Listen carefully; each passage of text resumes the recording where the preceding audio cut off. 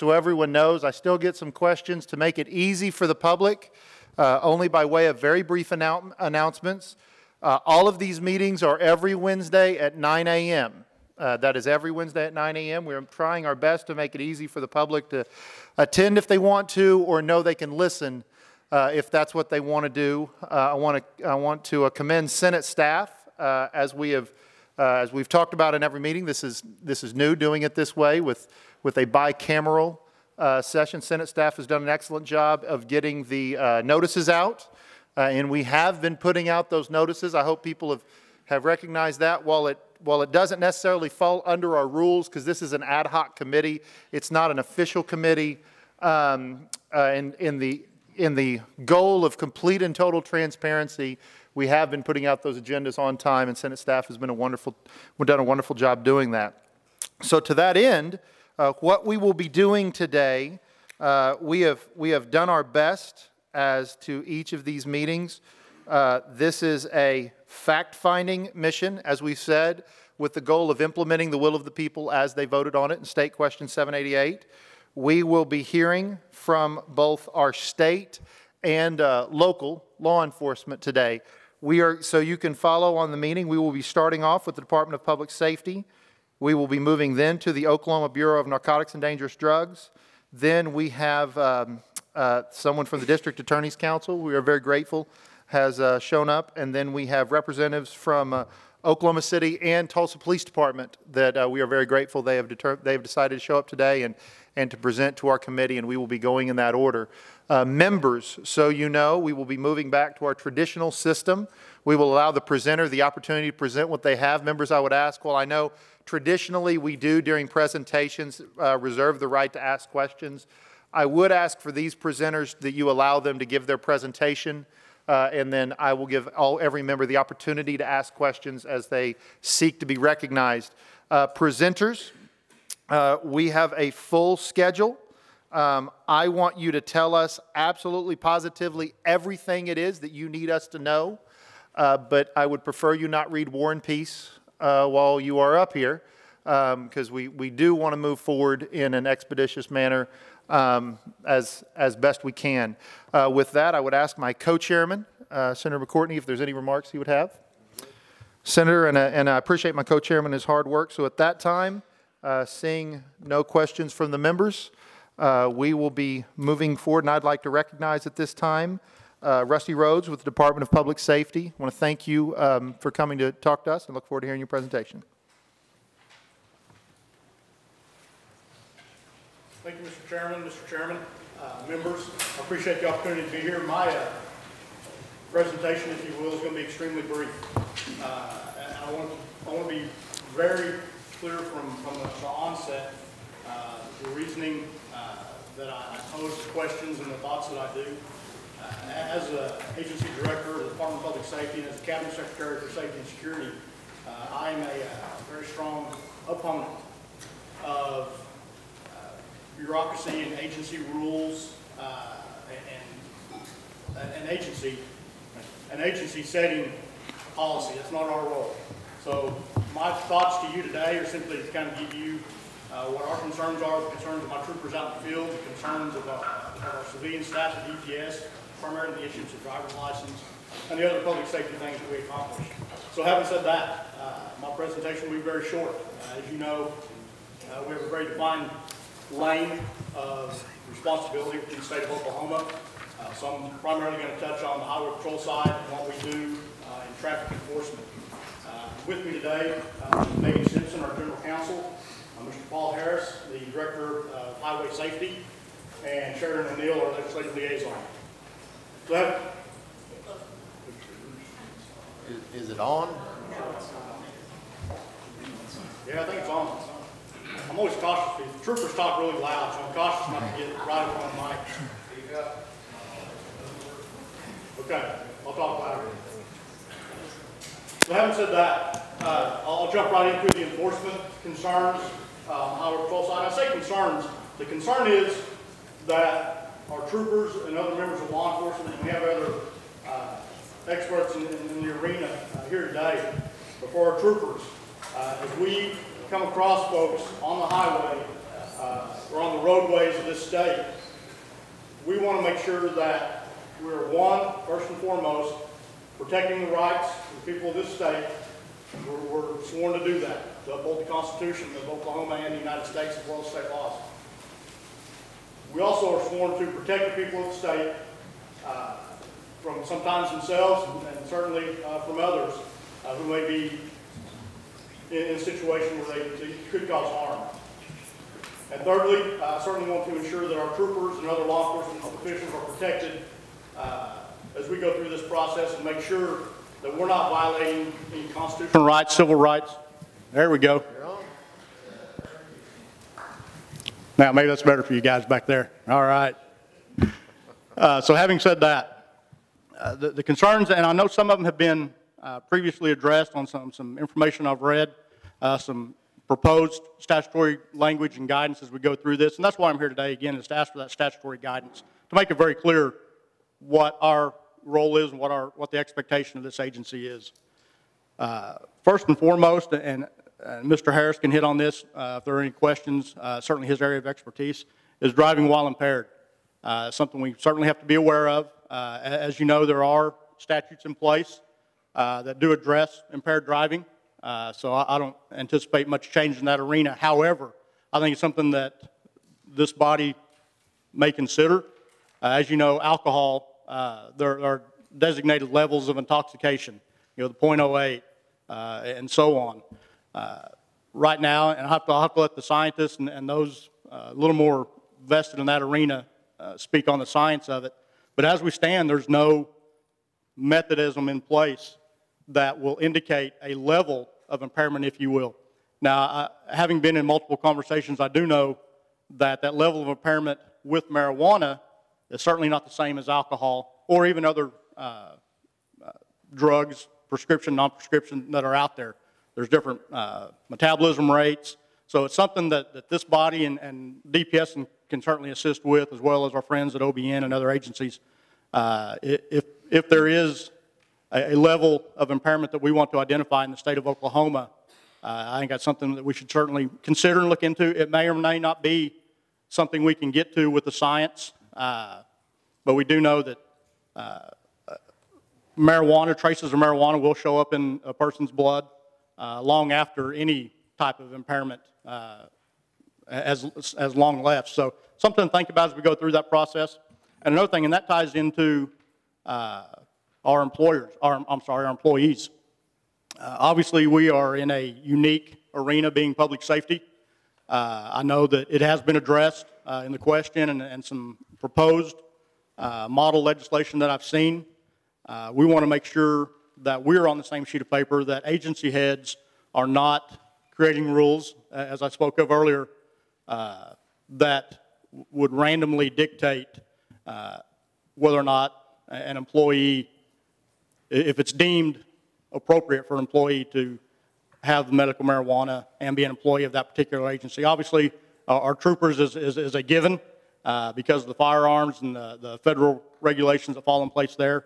But just for our general employees throughout our agency and the other agencies, a mistake on our part, whether it be from an impairment or not an impairment, can cause tragic results somewhere down the road. So again, something I want to be cautious about. Is something I certainly don't entertain or truly have any interest in trying to create my own policy or philosophies on that.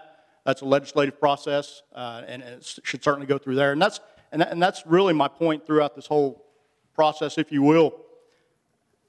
I would submit that all the agencies are here today to ask for this body's guidance as we work through. We're very black and white in our arena. There's not a lot of gray area in law enforcement. The laws are the laws. They are what they are. So I think we're very simply asking for guidance on these and other topics that these other directors will bring to you today to keep that inconsistency of agency rulemaking out of the mix. We don't need that. We don't want that. We want to work with this body to have a positive, proactive guidance to this topic. And again, I've seen through some of the proposed legislation, but something I would ask this body to key in on.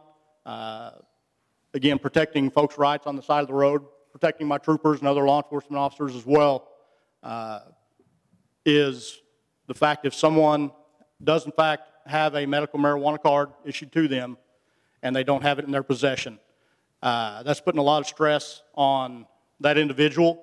It's putting a lot of stress on my troopers and a lot of those in law enforcement. What do we do then if they don't have that card? Again, sometimes the message on this may be silent by this body, and that is an action as much as anything. So I'm not necessarily recommending any guidance on that, other than I ask that this body think of that as one of the topics of the enforcement end as we go through this process. As you know, historically, and I kind of relate this to the insurance card that we used to carry in our cars and still do, but we have a process now. It used to be through DPS, and now it's through the insurance department. Our troopers and law enforcement officers have access to know if that vehicle, if that vehicle is actually insured. If we could create, if this body could help create maybe that database where we have quick access to that information, we don't have to worry about, again, arresting someone or taking enforcement action on someone that legitimately has their medical marijuana card that's just not in their possession. We've all forgotten our driver's license as we walked out of the house. We forgot to put that insurance card in our cars. So I certainly anticipate that will be an issue that we will have to address in a very appropriate manner. Like I said, we don't want to take improper enforcement action on those topics. And thirdly, there's been some additional discussion, and I've read it in some of the model legislation as well, as it talks about someone in possession of more marijuana than what the question and statute allows. All I'm asking on that is just for some hard line guidance. If this happens, this is the law enforcement approach to it. I did notice throughout this information, a declaration of that 1.5 of having a card is enough at this point. Again, that may be something you stay silent on. It may be something that you guide law enforcement to take the appropriate action on. And that falls in the same guidelines as the amount that an individual may have with them. So again, I told you I was going to be brief. That is very brief. Those are things that are concerning my troopers and members of my agency. And like I said, I think you're going to get a little more granular with some of these other agencies, the experts at OBN, our friends at the DA's Council, our local law enforcement friends that are going to have different issues than I have. But I'd certainly be more than happy to answer any questions. Commissioner, we want to thank you for all you do with the Department of Public Safety, and especially thank you for all you do with the Oklahoma Highway Patrol. They do a great job for us, the men and women of that department. With that, members, I'd like to open it up for any questions for the Commissioner. Senator Paxton. Thank you, Mr. Chairman. Commissioner, just kind of walk me through a traffic stop real quick, because my repetitive question to every group in here has been in regards to workplace safety and public safety. And the constituents I talk to, if somebody has a medical marijuana card and they're at home using that medicine, people don't really seem that concerned about it, but everybody seems to be concerned what happens when they get on the road. So let's just go through a traffic stop. If it's one of your troopers pulls somebody over and they have a suspicion of alcohol impairment, there is a scientific test that can be performed to make that determination. So let's say the trooper pulls somebody over, and with their experience and expertise, they've determined by observation that that person is somehow impaired but doesn't have that smell of alcohol. And this could be before this law ever passed. It's, when it's some type of a drug other than alcohol. What is the process they go through from that point? Because they don't want to just say, let that person go impaired and possibly kill somebody down the road. So what is the process they normally would go through in a situation like that? Thanks, Senator. It has been historically a pretty simple process in all reality. Like I said, not unlike alcohol, and quite honestly, not even unlike the SDA concealed carry when we see that card handed to us.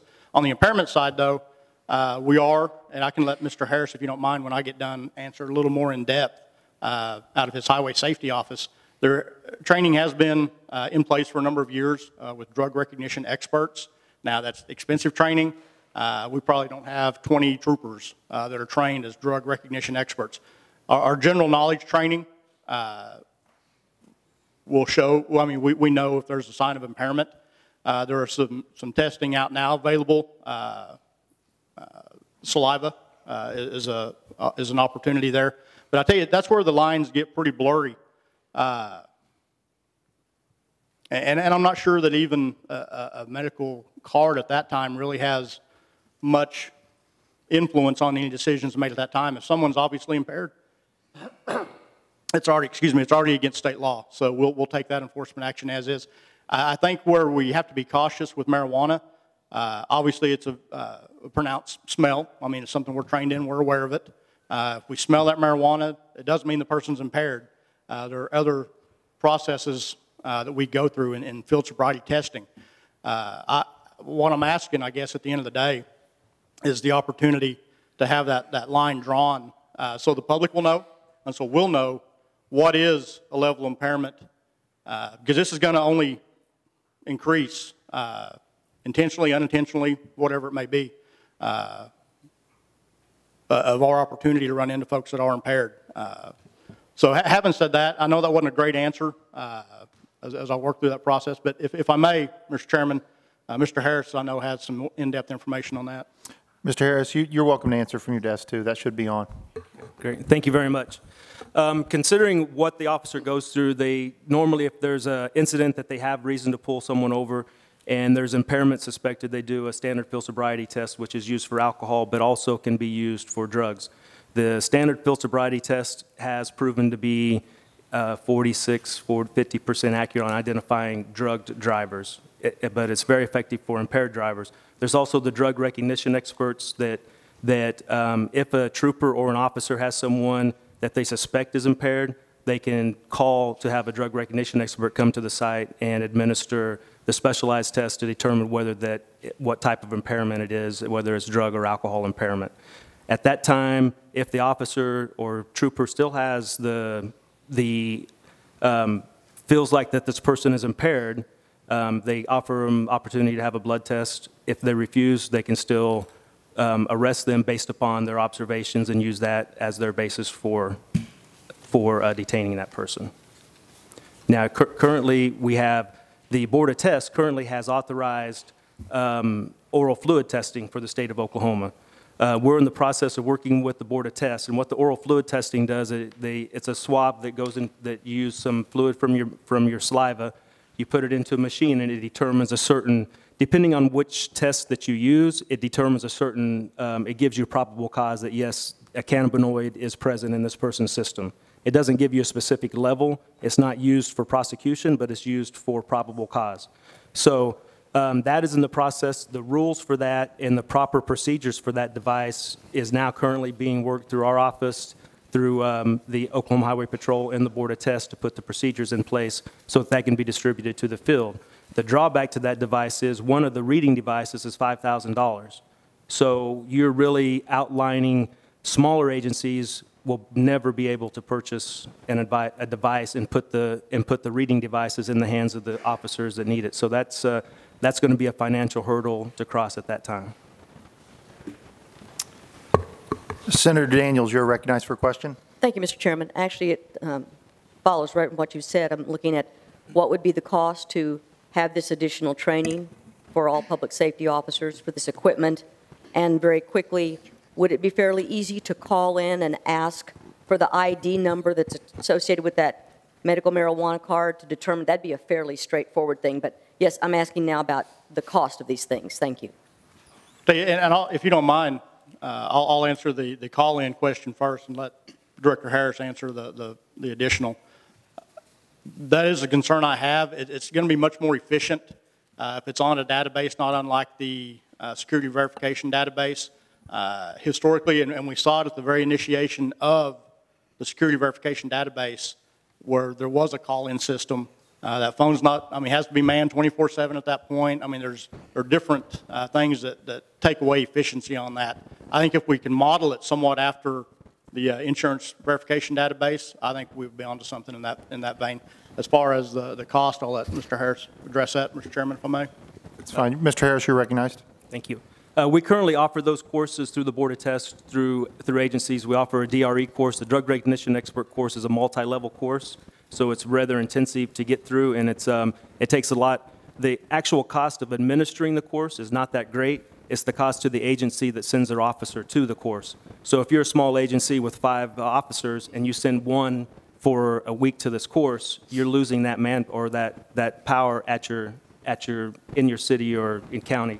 So a lot of agencies are not sending their officers because they just don't have the personnel in order to attain the training.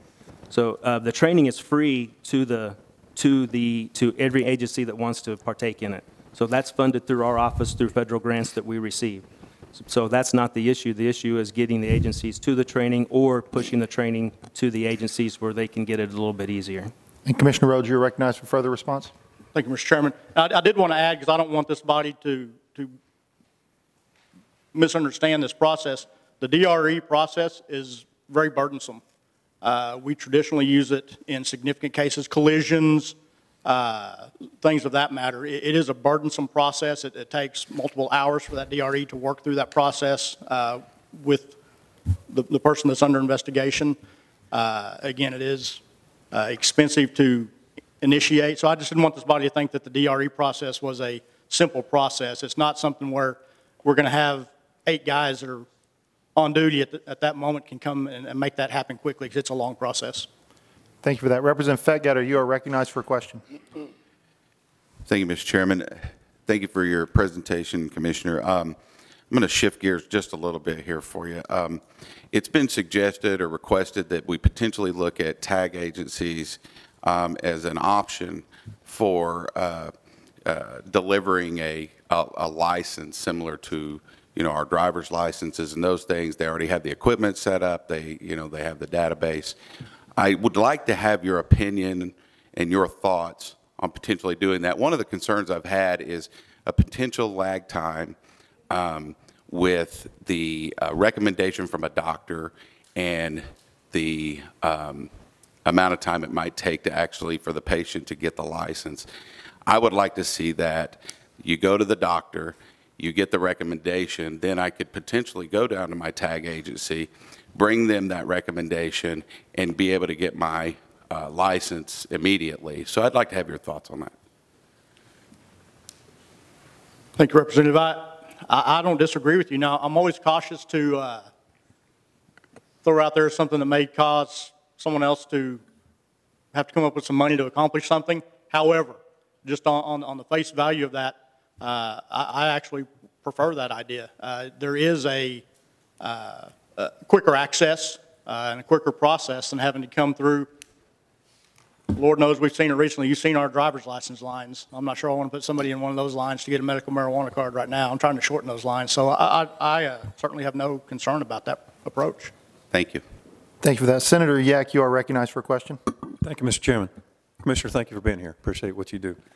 Kind of going back to Senator Paxton's question, when it comes to field testing, one of the things this group's going to do, I think, going forward is talk with other states that have been through this whole process, and I'm curious if your agency, if you've talked to other states, law enforcement, and see how they've addressed these field issues that you're dealing with.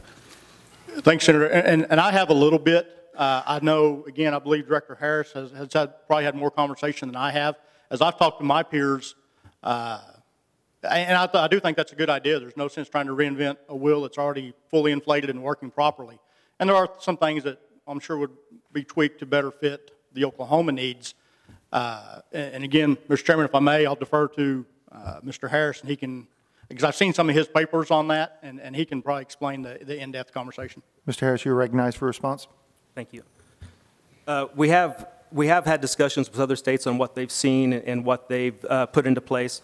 And most of the things, everything that we're talking about is a nationwide, the oral fluid testing, the advancement of the drug recognition experts, that's a nationwide effort. So every state is really participating and going down that same process. If I may, we talk a lot about what happens at the point of when someone gets pulled over by an officer. But what states are really talking about is the process that happens before they get pulled over by the officer. And that's where a lot of states have failed in this process of getting the right information, the public information and education out to the potential users of medical marijuana.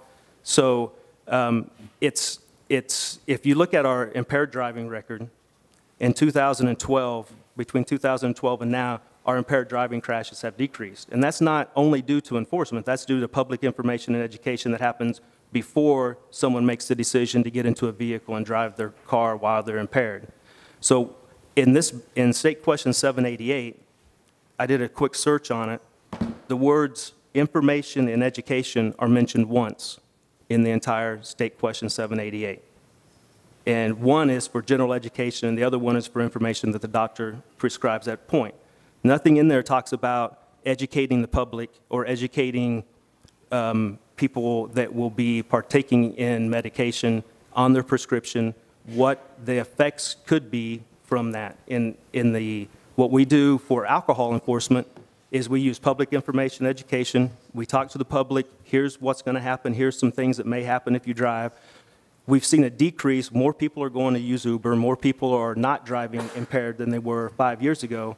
And it's not solely because of enforcement, but it's for the entire package. And what we have a concern with is that the whole package is not included in this bill, nor is there any legislation to support it. We currently process over $4 million federal dollars in this state just on impaired driving, public information and education. We have zero federal dollars to do anything for drug driving because the marijuana is illegal at the federal side, so we can't expend federal funds.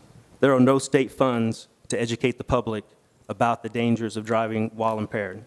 There are no state funds to educate the public on different types of marijuana, what it does with the THC level, how does that affect your ability to drive. If you haven't had marijuana before and you go get a 12% THC, how does that affect you against a product that has 8% THC? You know, it's not saying that the medical marijuana is not necessary, but we need to educate and inform folks on what the possibilities are, and if they do decide to get behind the wheel, because it's a decision. If you're going to medicate, do it in a safe place, wait a few hours until your medication has run its course, and then get in the wheel, behind the wheel and drive. Thank you for that. For a follow-up? Thank you, Mr. Chairman. And I appreciate that. I think, and you mentioned that you're looking to us for guidance. Well, I think we're in this together. We're looking to you guys who are on the front line, so we're going to be looking to you guys for some recommendations or some things that can help you guys do your job in the field. You mentioned training that's going to be available. So I'm curious, will that training be available? And I know we're in the beginning stage of this, but would you anticipate that's available to counties and municipalities for them to access this training you're talking about? That training is currently available today. It's been available. The Drug Recognition Expert Program, and I misspoke when I said it takes a week for someone to come. What I meant was any time that an officer is away from their duty location, it puts a strain on the local municipality. So the DRE training is a multi-phase process that takes months to complete. So it's a mass investment of time. Ideally, we do the board of tests. They conduct the training. They've conducted DRE training for about the last year and a half, but SFST training has been offered throughout the state for years. So it is available. For follow-up, Thank Senator? you, Mr. Chairman. One last one. And I appreciate that. I think some of the things that you guys have mentioned, they're going to cost money, whether it's training or these the devices that cost $5,000 each. So funding this, whether it's the educational program or the training, is going to cost a lot of money. So that's something we're going to have to be aware of. That's really not a question, but through your comments, that kind of brought to my mind that those are going to be issues that we're going to have to figure out a way to fund going forward. So thank you for that. Thank you. Representative Rosecrans, you are recognized for a question. Thank you guys for coming in here today. I really appreciate it. Most of my questions, and they have been since I've been here, are based on my constituents' worries, concerns, things like that. This particular one, it came up out of the Senator Yeck's question about which other states you've been talking to. I know that Colorado, first of all, the saliva test, I believe that is expensive, and that's probably not within the realm of possibility anytime soon. So my question really is kind of, do you concur that maybe we should change something closer to the Colorado model, which uses standard field sobriety test plus some other circumstantial evidence, for example, burnt marijuana smell or open container? Well, and I'll answer that. Thank you, Representative. That's pretty much the model we're under right now. That's our standard operating procedure. That's exactly what I wanted to hear. Thank you. Representative Loring for a question. Thank you, Mr. Chair. I appreciate your being here, and every time I've gone to any of the national gatherings, I've talked to legislators from other states that have either recreational or medical marijuana, and these are the issues that they're still dealing with, even if they've had it for a long time. My question is, in order to aid law enforcement in protecting society from impaired drivers, are there any statutory changes that you think we need to be looking at?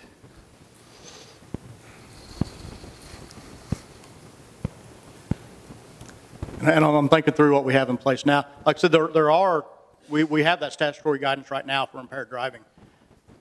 I think it's more of a public policy decision on, are we going to determine levels of impairment and the opportunity to have appropriate testing processes? Because I agree 1,000%. My role is not only to protect the public, but it's to protect people's rights.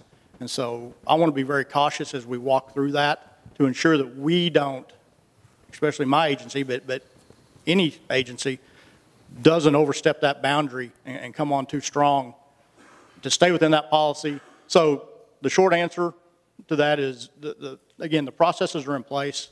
It's just going to be the determination of the legislature, or are we going to put a number on that impairment? I really think that's the biggest question I have, because the standardized field sobriety testing, that Mr. Harris spoke of, we utilize that already. It's probable cause. Now, once that gets in, I'll have to have the DAC folks talk on this, but as it gets into the court system, then what's going to happen? I think that probably leads more to your question to what the courts are going to do once we take that enforcement action on the roadway. For follow-up, Representative? Thank you. Okay, and a similar question is with regards to the illegal or the black market distribution. Again, are there any statutory changes that you guys see would help you to do your job to deal with that aspect of the problem that we are going to have? Well, and again, the short answer is yes. Now, the long answer, I think, is probably better answered by my colleagues at Bureau of Narcotics. That is certainly their lane. My focus has been primarily on this topic on the traffic enforcement and traffic safety. Okay. Seeing no questions from the committee, Leader Copeland, you are recognized for a question. Thank you, Mr. Chairman. I'm really concerned about the issue of impairment. I mean, you already have statutes defining impairment. You already have a system set up. I'm sure you've already dealt with the issue of an individual who is using marijuana now, not legal since we don't have it, but and how that fits into the impairment issue. But the whole issue of impairment is mostly subjective, isn't it? I mean, isn't that, you talk about training, you had like 40 officers that were trained to determine if someone was impaired visually, making a subjective analysis. And then once they make the analysis, you can make the arrest, and then you do the testing, which takes a long period of time. I assume a swab test and a blood test is not something that's readily available. So you arrest an individual, you hold them for a period of time, claiming, or not claiming, but more or less suspecting an impairment. And if they don't have any, I mean, my concern is that the whole issue of impairment is that I mean, this adds more to that issue, but isn't that kind of a touchy subject to begin with? And thank you for the question. Yes, is the absolute answer. And I don't want to have misspoken. When we talked about the DRE, that's a higher level of training. All of our troopers, all the law enforcement guys, it goes through CLEAT and all the training they go through. We're all trained in the standardized field sobriety, so we can tell if someone has a level, whatever that level may be, high or low, of impairment. Now, the high or low is where it gets tricky, that we can't necessarily determine without that expert, with that training. And as I think through your question, and that is our concern as well, and Mr. Harris hit on it. He talked about the education side, but even more so, there are going to be folks that have never had any initiation to marijuana until they get the card. So our concern is their safety. Our concern, I'm past the enforcement side, the part. I mean, I'm not even talking about that at this point. I'm talking about people's safety, to make sure they're safe, because they may have a reaction that they're not familiar with if it's something new to them. Even those that have entertained marijuana in the past, while they have a better idea of how it may affect them, this is a whole new deal. So to answer your question, the level of impairment is where we are asking to somehow, and it's going to take our board of tests, it's going to take highway safety, it's going to take this body to have the policy, it's going to take our input as well, what other states are doing, to determine where that level of impairment is for prosecution purposes. We can arrest someone if they're impaired. Then we get into the prosecution phase, and again, to ensure people's rights aren't violated, to ensure that people that are new to this process aren't, for lack of a better phrase, hammered hard because of their lack of experience. All that ties into what our concern is, just like it is yours. For a follow-up, Mr. Leader? I 100% agree with you, but today, I take a number of, getting to age, I take a number of drugs for different things, ailments, and I don't know how many you take, it's got a disclaimer on it, don't operate machinery, or, this could, and even over-the-counter drugs. And so if an individual were to come, whether it's marijuana or anything else, the blood test will show that. You can still, prosecution still use that as a reason, say, well, they had a high level of such and such, it caused them to be impaired. So, I mean, the impairment issue is a really fuzzy one to me. That one is the one that I've been concerned with for a while, and I know this makes it even more difficult for law enforcement, but the subjective analysis that has to be made really concerns me. It does us too. Thank you. Senator Brooks, you are recognized for a question. Thank you very much. One question is, if a trooper correctly makes an arrest for DUI under the influence of marijuana, that person's license is going to be suspended, correct? Correct. Okay. For a follow-up? Thank you very much. Oh, I recognize a line. You keep going. You can go. Okay, and so as a condition for getting the license back, would you be able to require drug testing and abstinence, even if this has been recommended by a doctor? That would take statutory guidance. We don't have that. Actually, the only opportunity for, and I hesitate to say this, but you know this, and it just sounds almost ridiculous. The only opportunity for modification of a suspended driver's license right now is and Paul, I forget the name of the interlock. You have to blow into it. So if you're suspended for child support, you have to get an interlock so you can have a license. So that's something that we need to look into as well. Thank you for that. Representative Rosecrans, you are recognized for a question. Thank you very much. I'm going to change this still goes to the Department of Public Safety, but I'm just going to kind of change away from that. This kind of talks about numbers. How much did the Department of Public Safety spend on public education on other controlled substances? Do we have numbers on that? And I'll defer to the director. That 4.1 million is for all impaired substances. So whenever we talk about impairment, we talk about in our office, and as far as safety on the roadways, we're talking impairment not only from alcohol, not only from marijuana, but also from other illegal type of drugs, opioids, and things like that. So the conversation is generally now about marijuana, and it's misinterpreted because all we talk about is marijuana, that we're not concerned about other drugs. But all those drugs, illegal or or legal or non-legal drugs are all included in the impairment message. For follow-up? Just to clarify, you say legal or non-legal, so would that, kind of across to psychotropic effects, like a Benadryl, things like that, over the counter? If I can only tell you, sir, what the state law says. If you're impaired and there is impairment of something in your system, then that's the current law in Oklahoma. There's a zero tolerance law. So it's up to the determination of the officer. If it's an over-the-counter drug and they show severe impairment, I'm sure that then that person may be taken in to determine what type of impairment they have. And if it's determined over the counter, I'm not a law officer, so I can't tell you what the legal process is after that. But according to the law, if you show signs of impairment, you can be arrested according to Oklahoma law. Thank you. Representative Bush, you are recognized for a question. Thank you, Mr. Chairman, and thank you, Commissioner. Do other states have an impairment scale for marijuana like the one that is used for DUI? I'll let Director Harris answer that. Not that I'm aware, but he may know something I don't on that. Several states have implemented different levels for impairment. I can tell you examples, but I can't name the state right offhand, but I can tell you some examples that are out there.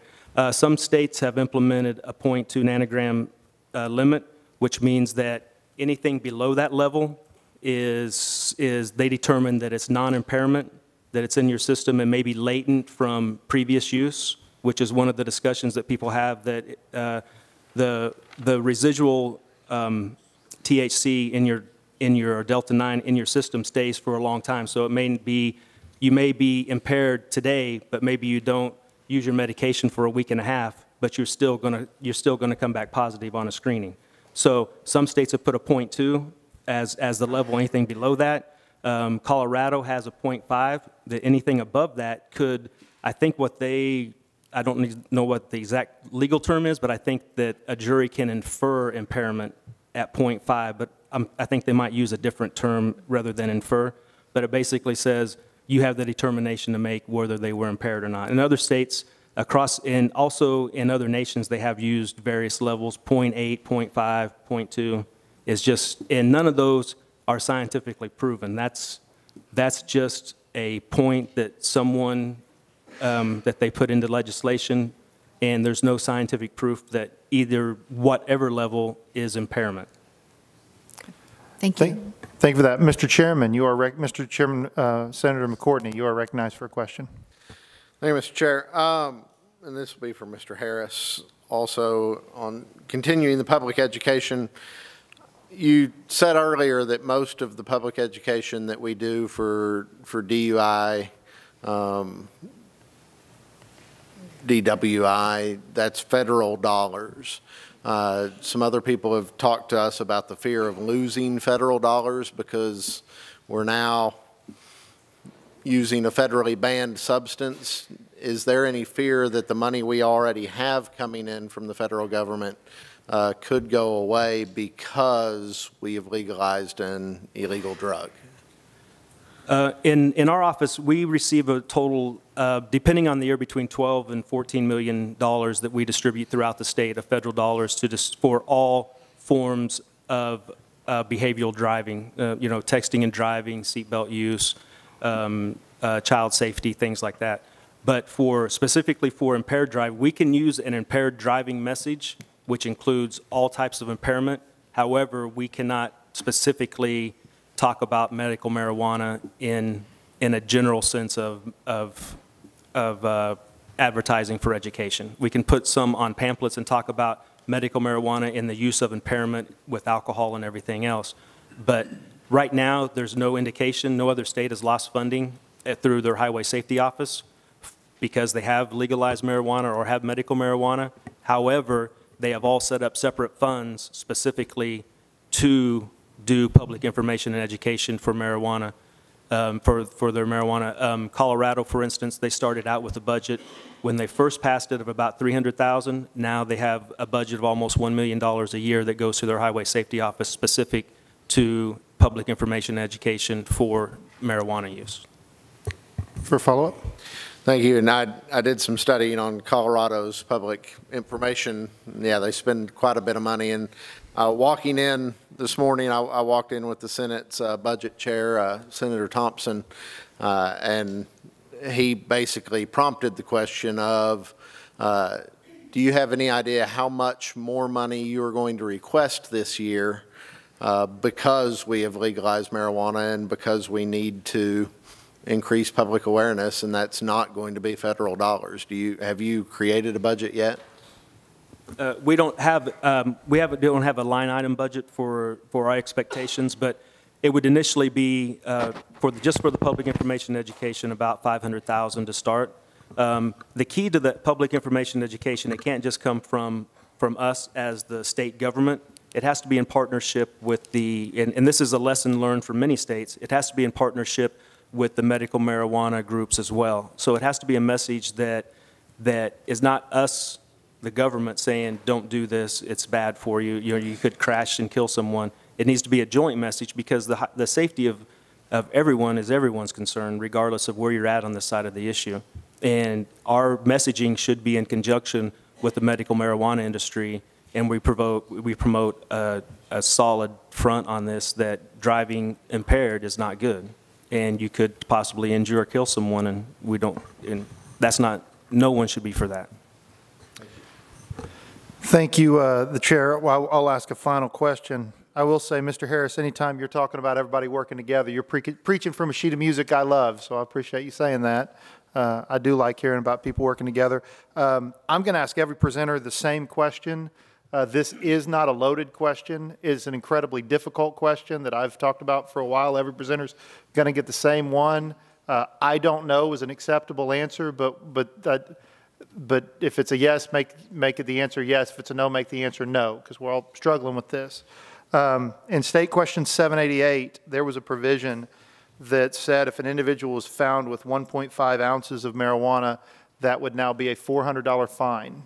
In State Question 780, we amended what has become known as the simple possession statute. That statute does not have an amount requirement in there. I've already, my position, I've said several times what I think it is, but there's not a doubt in my mind that prosecutors have discretion.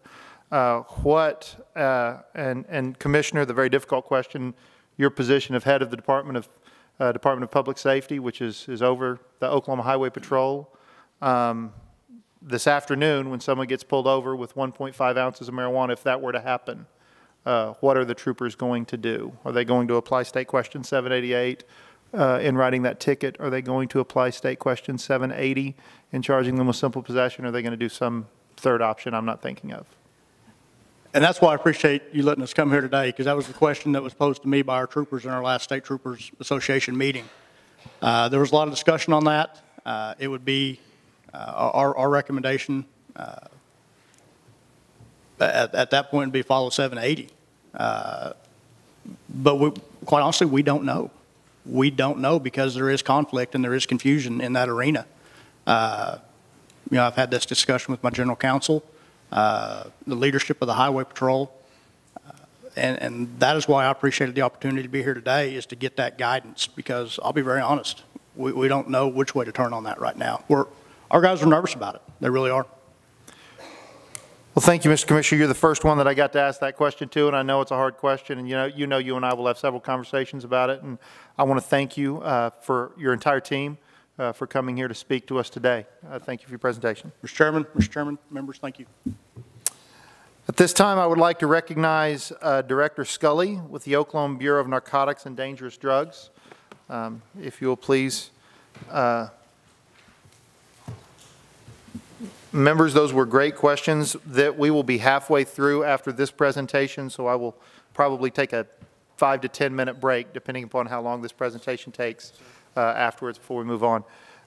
Director, thank you so much for coming today, and you are recognized. Good morning, Mr. Chairman, committee, citizens that are here today. It's a true honor to be here today to be involved in this process. I think this is a very important process, and my hat's off to you for implementing this so that we can all work together. I know that's been said once, but that's absolutely what it's going to take, is for us to work together on this. Before I start my presentation, if I could, I'd like to introduce some of my key staff that I brought here today with me. General Counsel Russ Cochran. Okay, they moved up here. All right, very good. Michelle Miller is a registration assistant with us, and most of you know Mark Woodward, my public information officer. As we start working through and navigating State Question 788, one of the things that it will have an impact on our agency is the registration process. In Title 63, as we follow Title 63, there will be 4 different registrations that will be required for OBN to provide. There's a scientific research registration, an analytical laboratory, a distributor, and a manufacturer registration. What we find in Title 63, and I did have handouts, about 35 of them that we handed out today, so if you have that, I'm on page 1 right now. Title 63, Section 2-302, I'm just going to read briefly on that. It says, every person who manufactures, distributes, dispenses, prescribes, administers, or uses for scientific purposes any controlled dangerous substance within or into this state, and then dropping down it says, shall obtain a registration issued by the Director of OBN. Below that, we have definitions that we also find in Title 63 that define a distributor. I won't read all those. A distributor, a manufacturer, a person, and production. We also have the Oklahoma Administrative Code, Title 475, that we're charged with ensuring that we follow. And on the second page under A, in bold, where it says, no person required to be registered shall engage in any activity for which registration is required until the application for registration is granted and a certificate of registration is issued by the director to such person. So if I could describe briefly the registration process at OBN. So if a person is a medical marijuana card holder to use as medication, they don't have to come to us to receive any kind of a registration. But if they're going to be any other of the 4 categories that I mentioned, then they do. So when they come to us, they first have to have the licenses that's issued by the Oklahoma State Department of Health. They first have to have that before they come to us. Then when they come to us and show us that they do have that, they can either come to our office and fill out the application. We prefer they do it online. We're going to make this process as simple and as quick as we possibly can for everyone's benefit. So they'll complete the application online. From there, we look at the application. We ensure that everything is filled out appropriately. We will do a background check or criminal history check on the primary person that's going to be holding the license. And once that is accomplished, then if there are no issues, then we will send a letter with the certification that that person has now been issued their license. The fee, the scientific researcher will pay $140 annually. An analytical laboratory registration will be $140 annually. A distributor is $300 annually, and a manufacturer is $500 annually. The other thing we do, and we treat this like we do any other registration that we receive, for example, from a pharmacy. Then we also, as you follow on the second page, Administrative Code 475-10-1-16, it speaks of inspections. So then we have a list of locations that we go and we conduct inspections on, and the inspections are primarily to ensure that the establishment has mechanisms in place to prevent the diversion of these products. That's our basic purpose for doing that. However, we don't know the number of registration applications we'll receive at first, so we're not going to try to hold up the process and hold up a business person from trying to engage in their business by not issuing the registration until we've had an opportunity to do an inspection. So that's the process that we will go through at OBN. I think it's going to be real important just to talk a little bit about concerns that OBN has as we move forward with State Question 788. First and foremost, we want to make sure that we work with everyone, all of our legislators that have concerns and have ideas. We want to make sure that we're working with the public, make sure that we're working with the industry. Those of you that know Mark Woodward knows that he's very good at engaging people in conversations, and we've already done that with many of the folks in the arena that have questions of us, have ideas for us, and I think that they've indicated they're willing to work with us and want us to work with them. I think that will truly be an important partnership, because what we know from looking at what's happened in other states that have brought in either medical marijuana or recreational marijuana, we do know that there are things that we will all be concerned about. Some of the extraction methods. It's real simple to Google that, and there are all kinds of videos that see how some of those have gone very, very wrong. And I know that people in the industry that want to do extractions, I think that they want to do that right. They want to do it safely. They've indicated to us that they want us to work with them to ensure that people that are out there trying to do this on their own, that are doing something very dangerous and volatile that's going to hurt themselves or others, then I think that they want us involved to help with that. The black market, that was mentioned earlier, illegal growers, illegal distributors of marijuana. With the implementation of 788, that creates a market in Oklahoma for legitimate medical marijuana. I think we all have to agree with that. When you have such a market, then you will have illegal operators that will either come into the state or they're already here that will try to help fill that market. That's what we have to work toward, and we'll continue to do that. I've been asked the question, well, what's the need for OBN once marijuana is legalized? We know from other states that the black market, the illegal grow operations, all of those things create huge issues for law enforcement, for the Department of DEQ, for example. There are all kinds of things that we have to be concerned with on that. So we stand prepared to work with everyone on that to address that. Traffic safety obviously has been mentioned, and I think the Commissioner and Director Harris did a great job of mentioning traffic safety. 788 doesn't eliminate the traffic safety concerns that we have right now with impaired driving. We have it right now with alcohol. We'll continue to have it with alcohol. We'll continue to have it with any other substance that is existing right now, such as drugs that are diverted, prescription pain medications, those kinds of things. We all have to be concerned about that. That's my brief presentation, sir, and I'd be happy to answer any questions. Thank you, Director, for that. Questions from the committee? Senator Paxton, you're recognized for a question.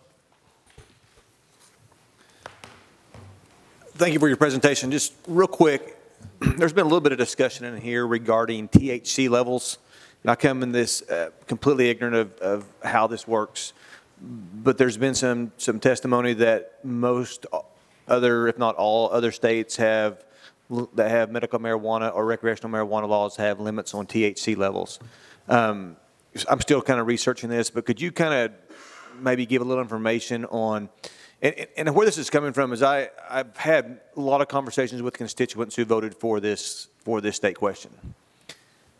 But they are definitely for the medical marijuana side. They are concerned about, the users of this medicine and how that THC level applies in there. And I don't really know. This is purely a question of I don't know what the answer to this is. And I know there's higher and lower levels of it. What happens when it's a really high level to the individual? What happens when it's a lower level as far as the medical side, as far as maybe being dangerous to somebody? If you could just kind of fill in some of the blanks I have on that, I would appreciate it. A lot of that's going to be based on my opinion. Thank you for the question, sir. I look at that kind of like a person that drinks 2 beers a night, and that's all they ever drink, and then all of a sudden, next week they decide to do 2 or 3 glasses of whiskey. With THC levels in marijuana, the sky's the limit on that. You've heard people say this marijuana now is not the marijuana that your parents had and your grandparents and all that. That's absolutely true. And as they start refining their extraction methods and they start creating wax, butter, it's all kind of the same thing. And the method to do that, some of that in purity levels is up around 99%, okay? Some of the marijuana now, 35, 40% THC is not that uncommon. So if a person is used to smoking low-level THC or ingesting it, and that's what they continue to do, then they build up a little bit of a tolerance and they know what to expect from that. The unfortunate part of that is if they get their hands on something that they don't know the THC level on that, and they think they can navigate a car or machinery or whatever the case might be, and then all of a sudden this THC was 3 or 4 times the level that they're used to, then that could definitely have a sudden impact on them and a negative impact. The edible marijuana, the information that we see on that is that there have been people that have became ill from that because they will eat some of the edible products and they don't have an immediate effect on them because it takes a little while to get into their digestive system. And so maybe they eat a little more of the product, and before they know it, they've eaten too much product by the time it hits them, and there they are. Now they have a medical episode on their hands. For follow-up? Thank you. On the same line, and once again, I'm not sure where I'm going with. I'm just curious as far as the user goes. And let's talk about, they're used to a lower level, and for whatever reason they get something that's a very high level of THC. Outside the impairment issues that could be dangerous to somebody if they got on the road or something along that line, to them personally, to their physical well-being, such as an overdose. Could that create an overdose? Or you talked about, when you said a physical episode, if they ate too much of the edibles and all of a sudden hit them at one time. Does that happen a lot? Is that a rarity? Or if there's unregulated THC, would that be, in your opinion, something that would occur more often? I don't know. I believe the important part of is the person that is using the product understands what it is that they're using.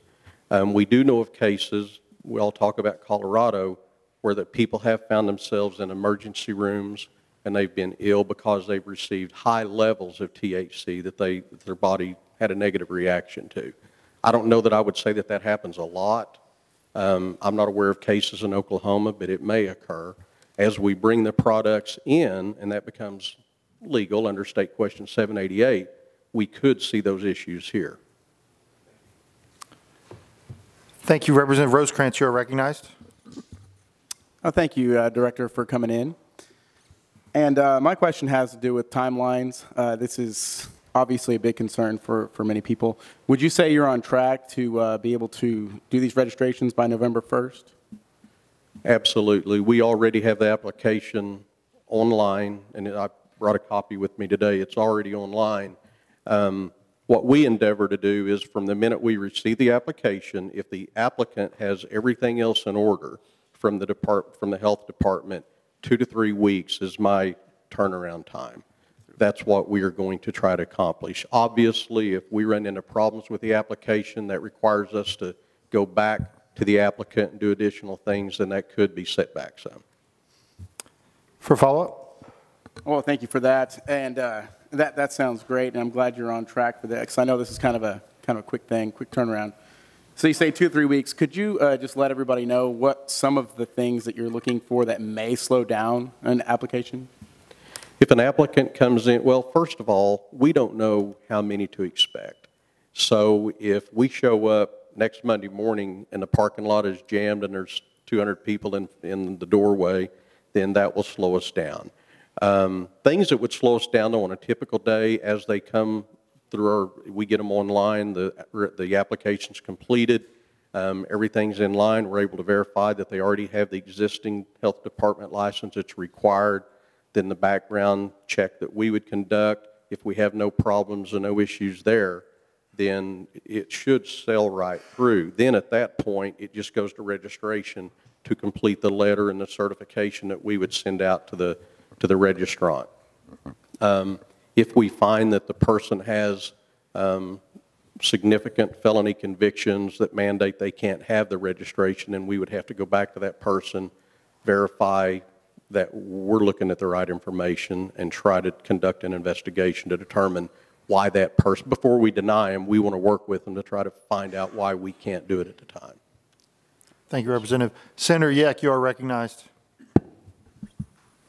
Thank you, Mr. Chairman. Thank you, Director, for being here. I appreciate that. A couple of questions. You list the fees here for the different areas, 4 different areas.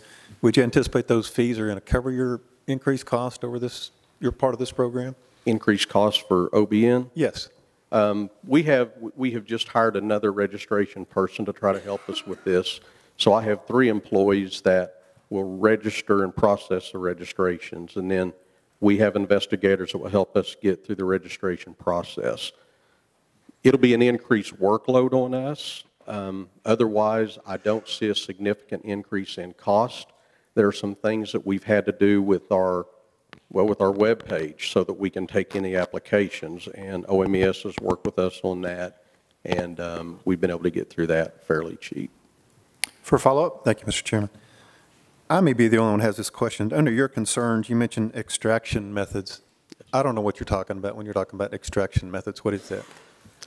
There's a safe, legal, I'm not an expert on this either, but just, you know, I've Googled this and I've seen presentations where you would have someone that, a lot of times they will take like a piece of PVC pipe, they will have one end opened, they can stuff the product in there, in the top they can insert a butane can, and by doing that process, liquid comes out the bottom of the pipe, and that has the THC concentrate in that. And then from there, there's a cooling process that they have to go through. And again, everyone recalls how scary it was with the meth labs in Oklahoma. If we start having people that really don't know what they're doing and don't use caution, and they start trying to use butane and then heating elements or something to try to cook out all the butane so that they only have the THC left, that is what can be volatile and has indeed caused explosions. My general counsel, Russ Cochran, has actually done quite a bit of research on that. If you'd like to hear from Russ, if that'd be okay. Do you want to speak to it, Russ? Mr. Cochran, you are recognized if you have more you want to add on that answer. The only thing I would add is that there's the potential, you know, this body several years ago with the meth lab issues added legislation or added to the arson statute for that kind of thing. That may be something that that this body would have to consider if there is something along that line that becomes a problem. But as far as the extraction method, all it is using the butane to produce a BHO or butane hash oil, and then that produces the concentrated THC in a oftentimes in my previous position as a prosecutor, we saw that where they were using.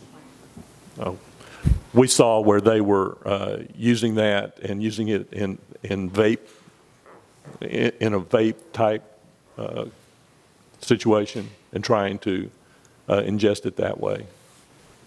Thank you for follow-up. Thank you. So extraction methods, you're talking about the way the raw plant is processed into a medical form of some sort. That's what you mean by extraction process, is that right? Yes, sir, to increase the THC levels. Okay. For a follow-up? Thank you, Mr. Chairman. The state currently has a monitoring program, a PMP program. Would you say that medical marijuana should be subject to that program, or should it have its own monitoring program? Right now, it's set up to be its own monitoring program. Initially, we had discussions, would we be ready at OBN if it was implemented into the PMP? And there is work through our vendor, APRIS, that would have to be done. That would be costly for us to set it up. However, if it was decided that we wanted all of the growers, the distributors to have PMP registrations, then we could certainly accomplish that. The benefit to that might be that if you are a physician and you are prescribing opioid painkillers to a patient, then would you want to know by checking the PMP that your patient is also medicating themselves in a different manner in case they don't disclose it to you? Thank you for your questions. Representative Loring, you are recognized for a question. Thank you, Mr. Chair. Director, one of the concerns that I have, and I think everybody from the marijuana advocacy groups to law enforcement across the board is this is going to change what your department does, because pre-788, marijuana is just illegal. Now you're going to be dealing with the issue of distinguishing between an operation, whether we're talking a grow or a distribution operation that is legal versus one that's not legal.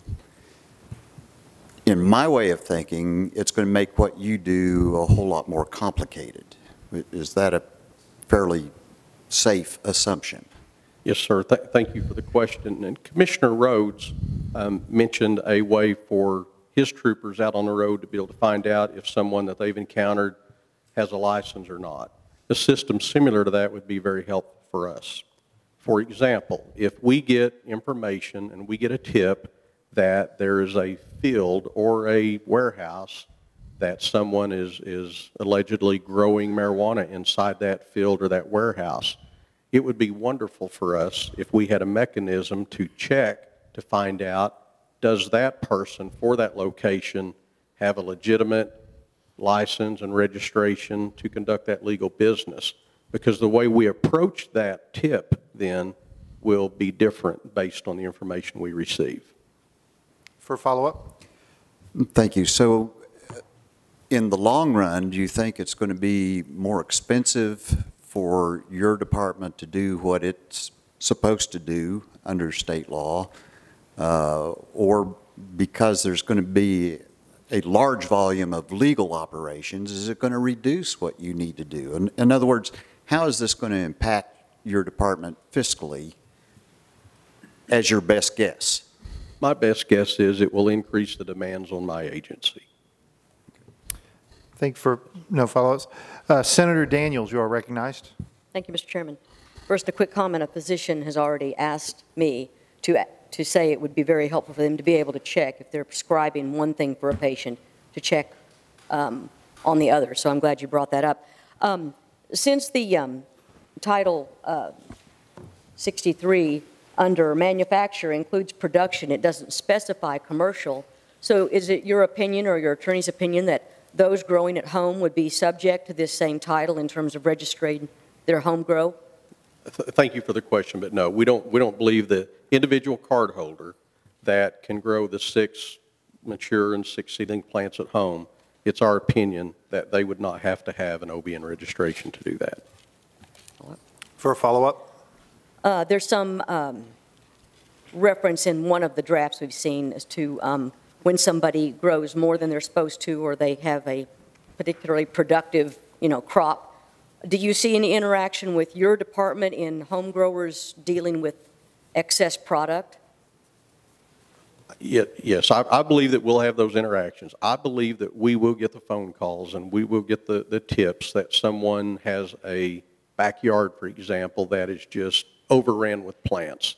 And so then, yes, we will absolutely have some interaction with them. Most of those interactions will be in the form of knocking on the door and just asking to visit with the person and talk to them about what registration or what license do they have.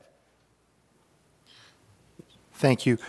Representative Rosecrans, you are recognized for a question. Thank you very much. I imagine that this is, it's tough because this is something kind of new. I mean, I know you're probably preparing for it. Could you describe, though, the retraining program for medical marijuana that OBNDD is coordinating at this time? The retraining program? Right. To try to, just to clarify, the retraining program to look at as a medicine rather than as a dangerous drug. Well, there are several things that State Question 788 impacts our agency with.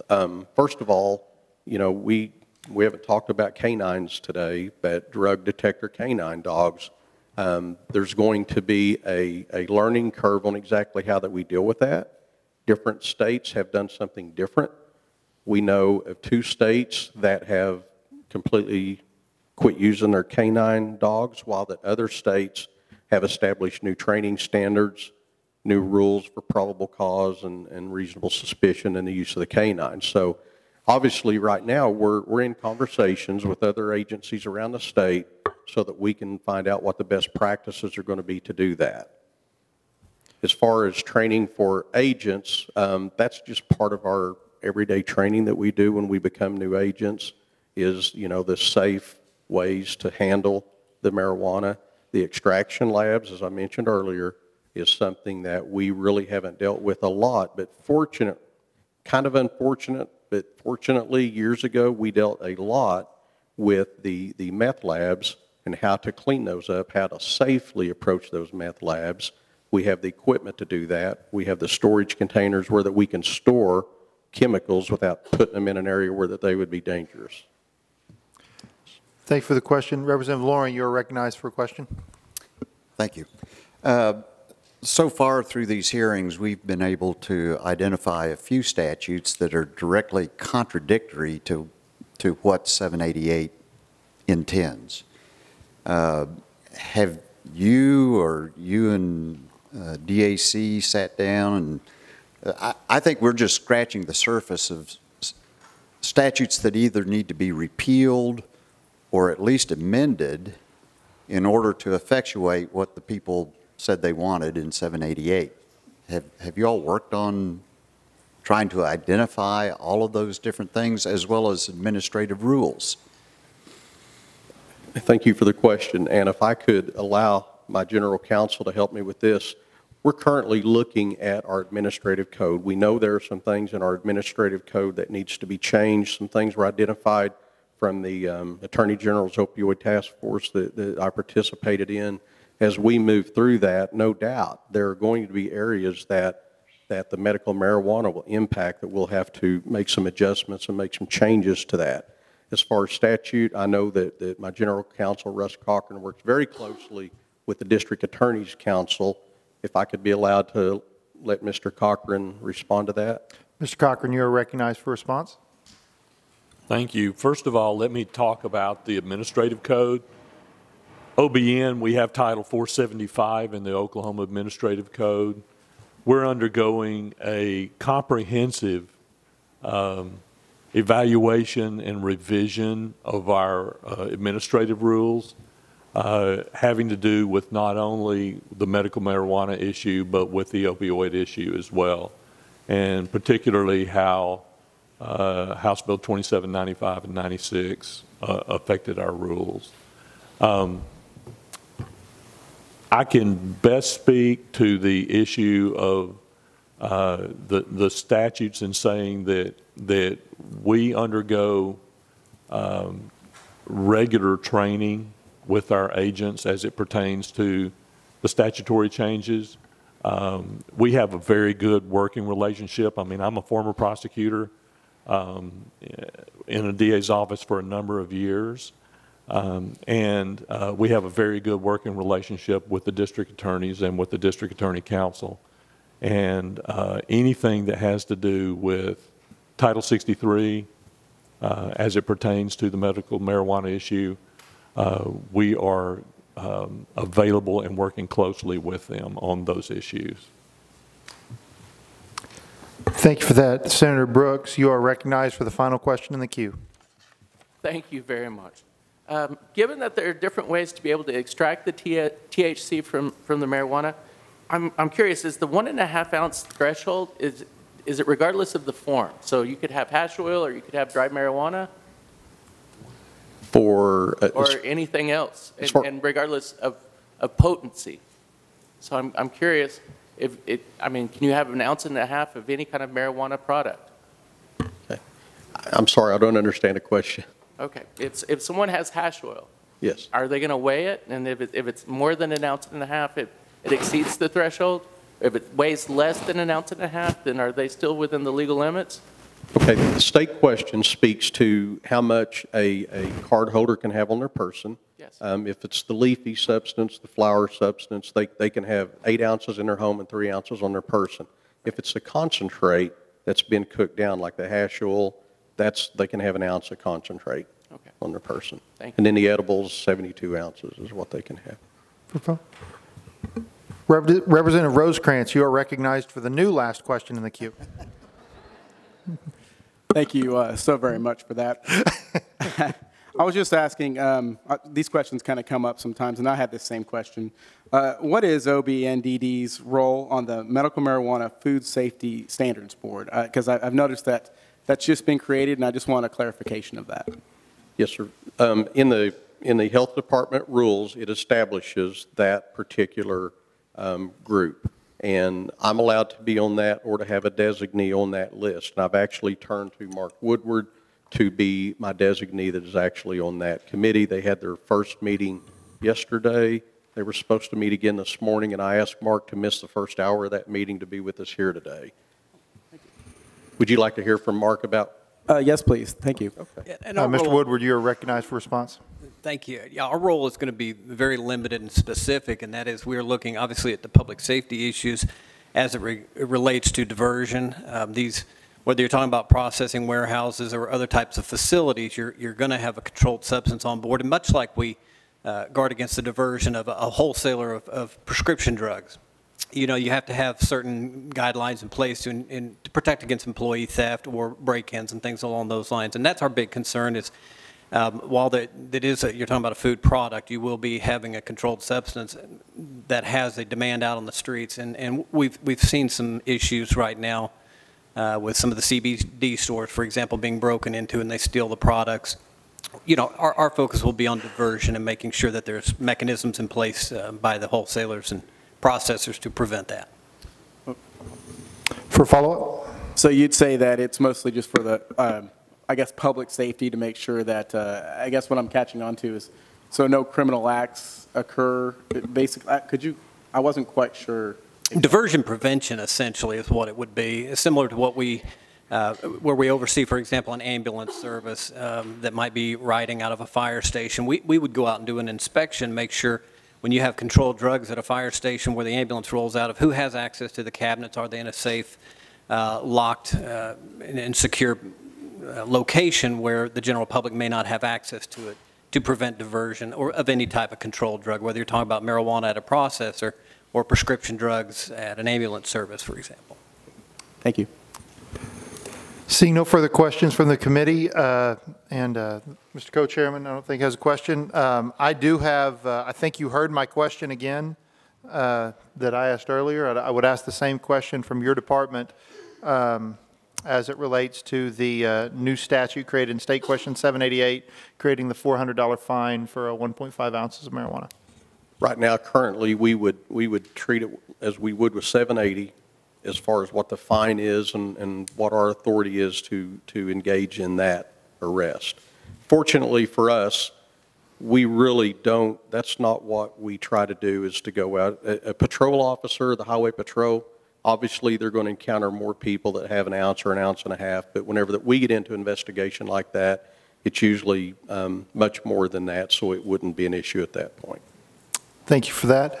And I greatly appreciate, seeing no further questions from the committee, I greatly appreciate your presentation, you being willing to come speak with us. Yes, sir. Thank you for that. Thank you for allowing us to be here. Members, we have two more presenters. However, at this time, based upon some texts I've received from some of you, we are going to take a 10-minute break. If you will be back here at 10:40, it's a 9-minute break. We will adjourn until 10:40. Thank you. Members of the public and those listening, I do want to say what I have said oftentimes. Hear me when I say this. You are not an interruption in a legislator's day. Let me say that again.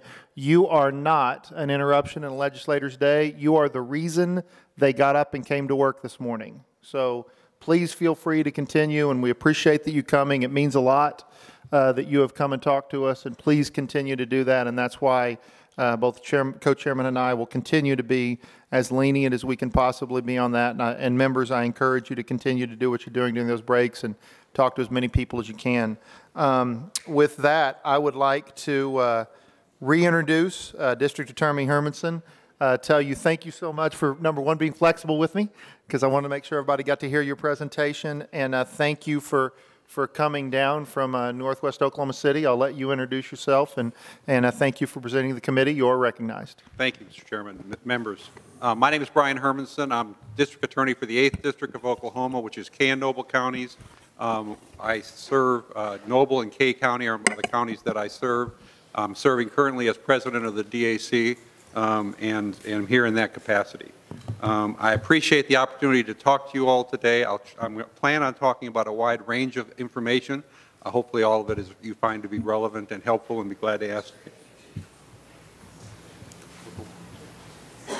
And while I eat this microphone, I'll get closer here and so you can hear me better.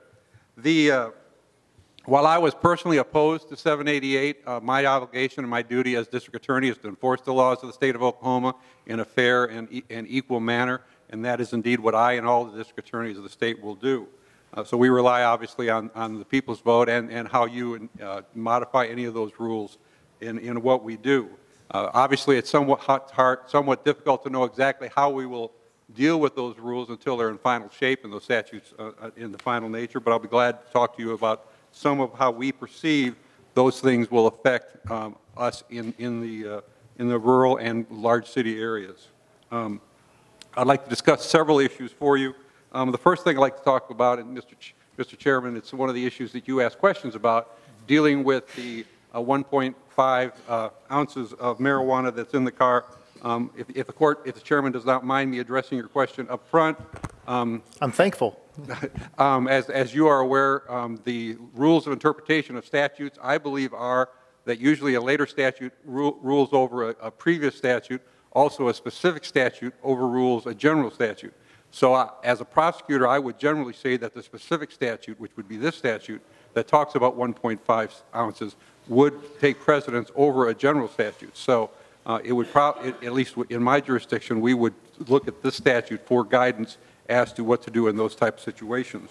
I would tell you that, however, the statute as written is confusing to me in that we have laws already with people that don't have rights to carry certain things, such as drugs, such as prescription drugs outside of a prescription bottle, or drugs that they don't have prescriptions for. And we're confused as to why a person that merely can say they have a condition, why they can go around provisions on medical marijuana where they haven't had a doctor prescribe that for them. It seems to me throughout these rules that marijuana needs to be treated, as people voted, as medical marijuana. And as such, it should be held to the same standards as other drugs are in the drug community, and held to those same standards. We do have possession of marijuana laws that apply for those type of situations where they don't have a license and don't have it with them. I will tell you, if someone doesn't have a driver's license, we charge them with DUS. They show up to our office later on with the driver's license. We dismiss that charge because they show they did have a driver's license at the time of the incident. That, I would suspect in most jurisdictions, that would be the same thing that would happen here if someone is caught with 1.5 or less, don't have their license with them, but later shows up with a license. I suspect the district attorney would determine that that person was in compliance, just didn't have the license with them, and would probably dismiss those provisos. Again, it needs to be remembered that 1.5 ounces of marijuana is a significant amount. It is not a small amount. Usually we're talking about grams of marijuana when we're talking about possession of a person outside of their home. And so to remember that we're dealing with quite a bit of information. It's also interesting, we're dealing with a new day in the prosecution and the law enforcement of marijuana. We're seeing more and more that officers are not charging with small amounts of marijuana. Perhaps they're throwing it in a ditch and allowing the person to go on. They're not doing typical law enforcement in those situations. We're seeing more and more that on possession of marijuana cases, municipalities are filing municipal charges, fining the person a significant amount of money. I've heard as much as $2,000 fines for possession of marijuana in municipalities, and allowing them to go on. We have a concern among the district attorneys about that. When charges were filed in district court, either as a misdemeanor or as a felony, we were putting in force therapeutic endeavors to try to get them to have mental health help through what we call an AOD, which is an alcohol or drug evaluation, and then they're required to follow those evaluation requirements. The fact that we now have those things being filed municipally that is a concern to us because they are no longer getting that type of medical and mental health issues addressed. And we feel that's to the detriment of those persons that are abusers of the drug and have problems that develop that. Certainly drug driving is the elephant in the room in many of these cases. We are seeing more and more marijuana in cars. I review police reports all the time. I'm the drug prosecutor in my county. I'm shocked at how many times a vehicle is pulled over and the vehicle is described as being very thick in marijuana smoke when they open the door.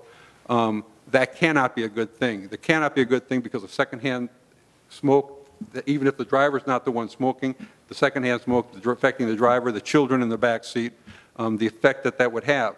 I see no reason why someone would need to be smoking marijuana in a vehicle, and that I would encourage you all to consider that issue as to whether or not in a vehicle or outside of their own home should edibles or some other type of approach be used so that it's not being one that affects other people in the vehicle and creates a problem. Also in public, many people do not like marijuana. They may want you to be able to use marijuana for your medical condition, but don't want to be around the smell or the odor of marijuana, and therefore smoking it in the general public area should be restricted and as such. Statistics have shown recently that I've seen show that perhaps more people are being killed or badly injured from drug driving now than drunk driving. And therefore, I think we have to address that on a very strong basis.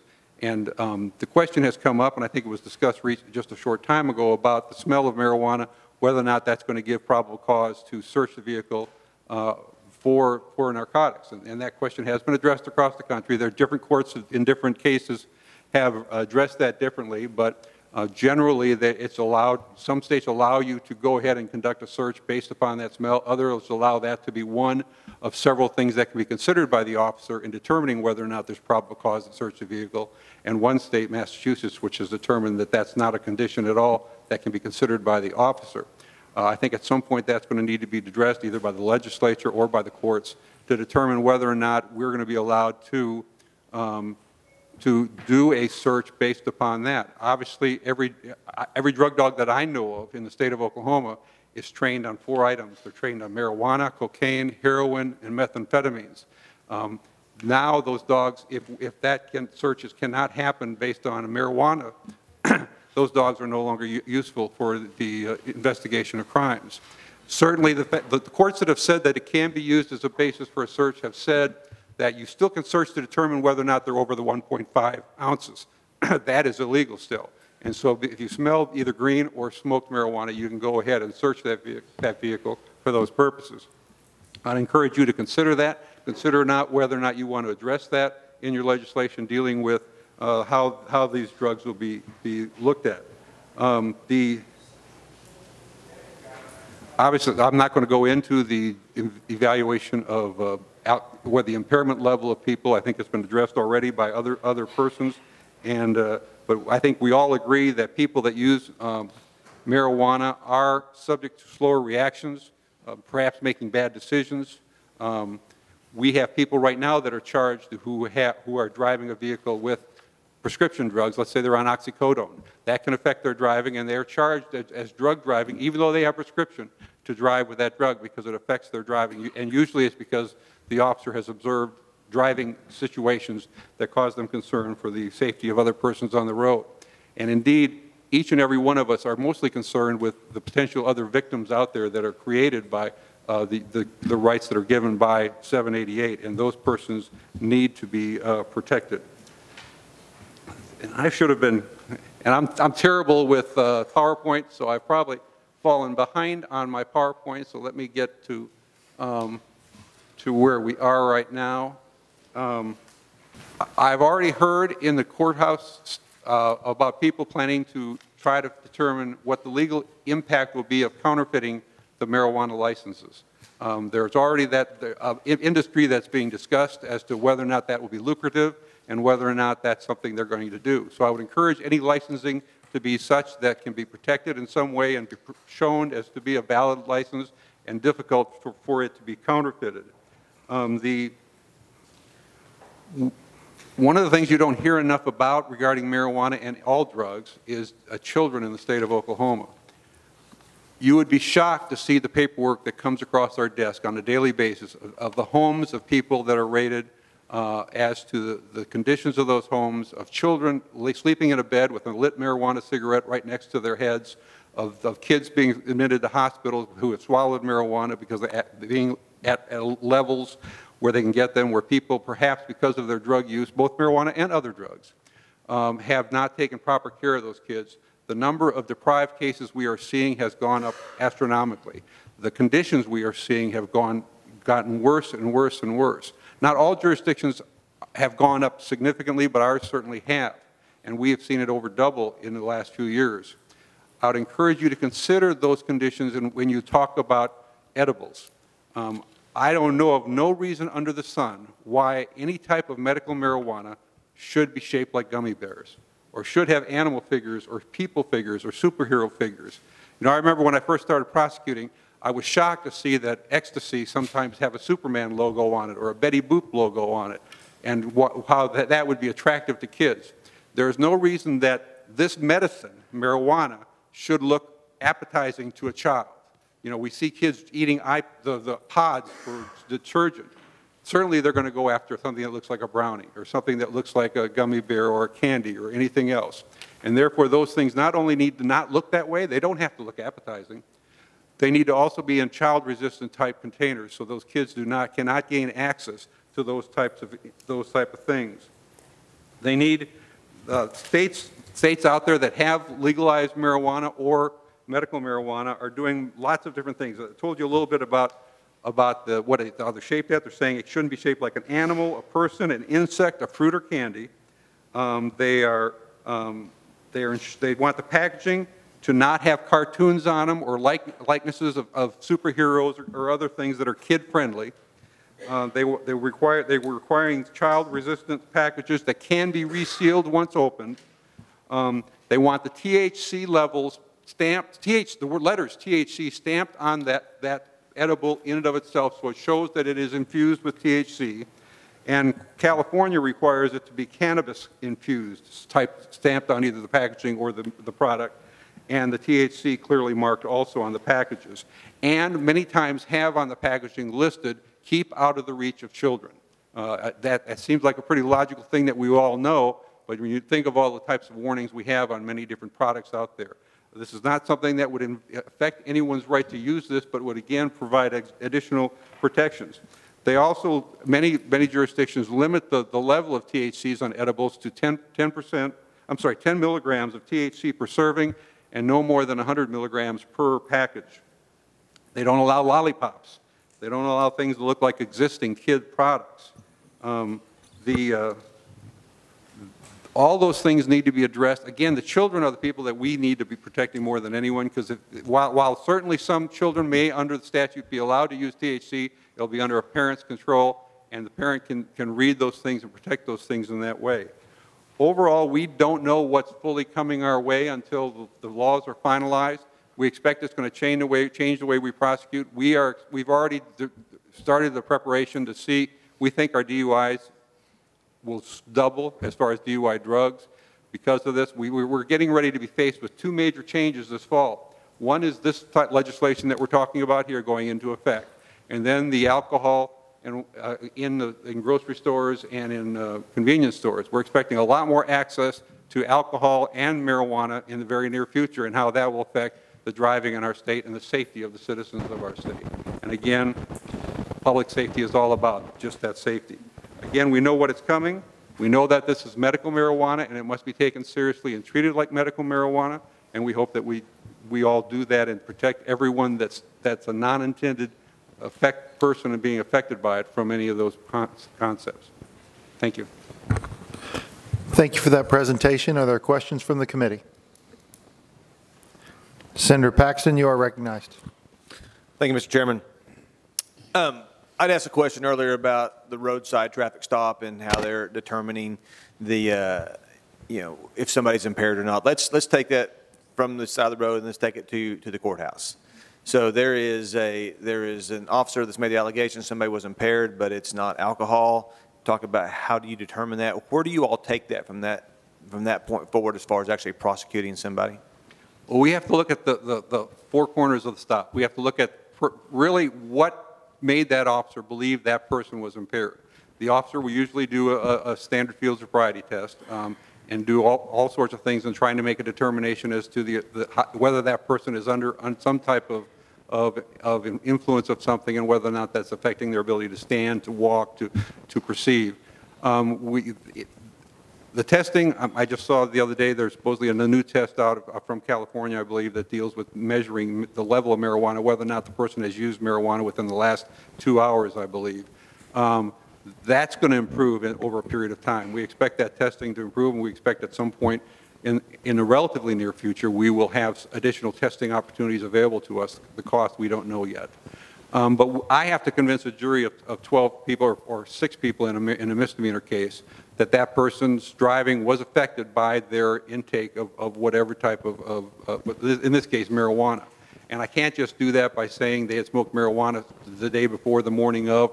I'm going to have to show that that person their driving was affected, either what the officer observed in the driving that the person was doing, or in the testing of them to the field sobriety test and the like. We don't have the benefit of an intoxilizer that we would have in a DUI case.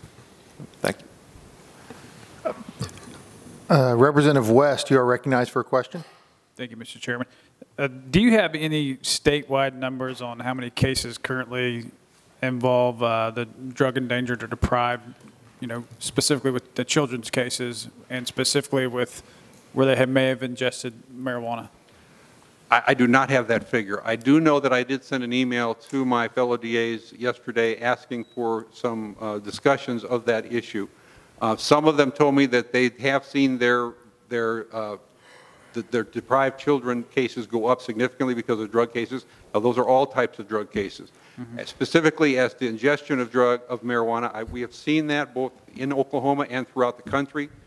We have seen marijuana on low desks, next to toys, in playpens. We have seen them in many different places in the searches, but quantitatively, I don't know that that's a figure we right now keep.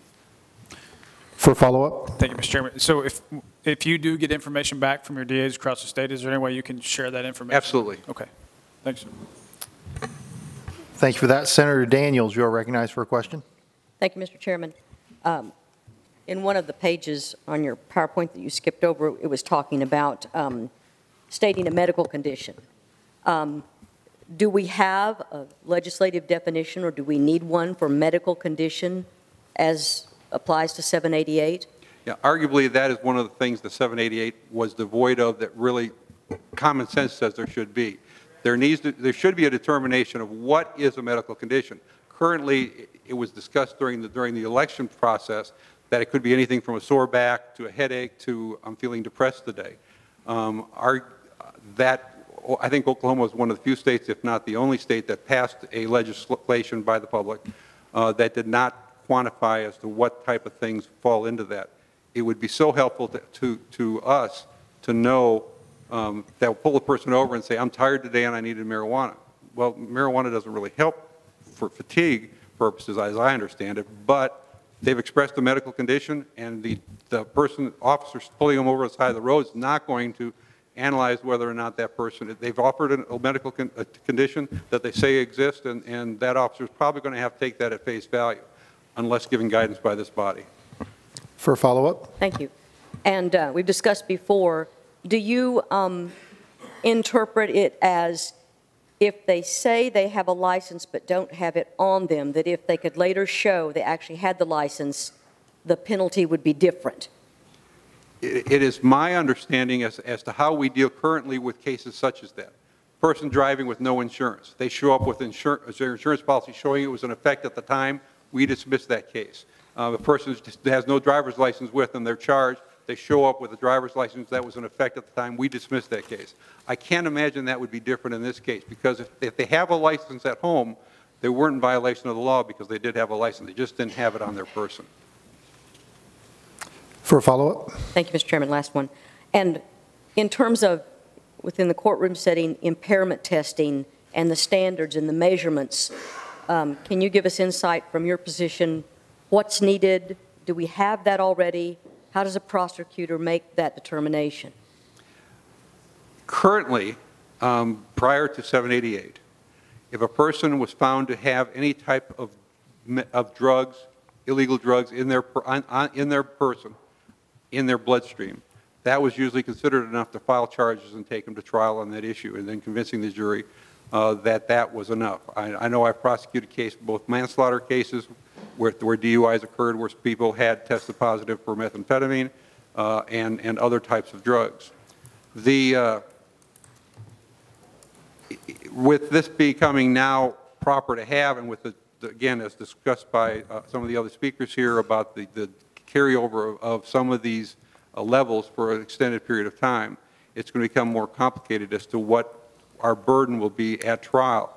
It would be suggested that we, they're suggested the 0.2%. I would suggest that we will need at some point soon to have some way to determine, besides the officer's view at the side of the road, that they were impaired. Now again, if someone is out of it when the officer is dealing with them, and if there is a dash cam, which would be great to show that person's condition, that probably in and of itself is enough for some things to show. Again, driving while impaired is usually designed to have a 0.05 blood alcohol content or higher, and we obviously will not have that with marijuana or other types of drugs. So again, it complicates the process. We're learning in this as to this whole process, and we'll get better at it. Thank you. Senator Brooks, you are recognized for a question. Thank you. One of the things that's also been acknowledged is that because of difficulties with being able to bank the money that's made as a result of this, that it won't be uncommon that people will be carrying large amounts of cash. So has the DA's council considered, as far as strategies or procedures or policies having to do with civil asset forfeiture? So say, for example, if you arrest or you encounter someone, you find $10,000 cash on them and 1 ounce of marijuana. What will happen in those circumstances? Again, the DAC is one of those unusual state agencies in that every member of the DAC is an elected official. And every district attorney runs their district and makes decisions as to how their district runs. We do have best practices we're looking at as to what the best practices may or may not be in certain circumstances. But I would suggest to you that that will be a DA making that decision as to that.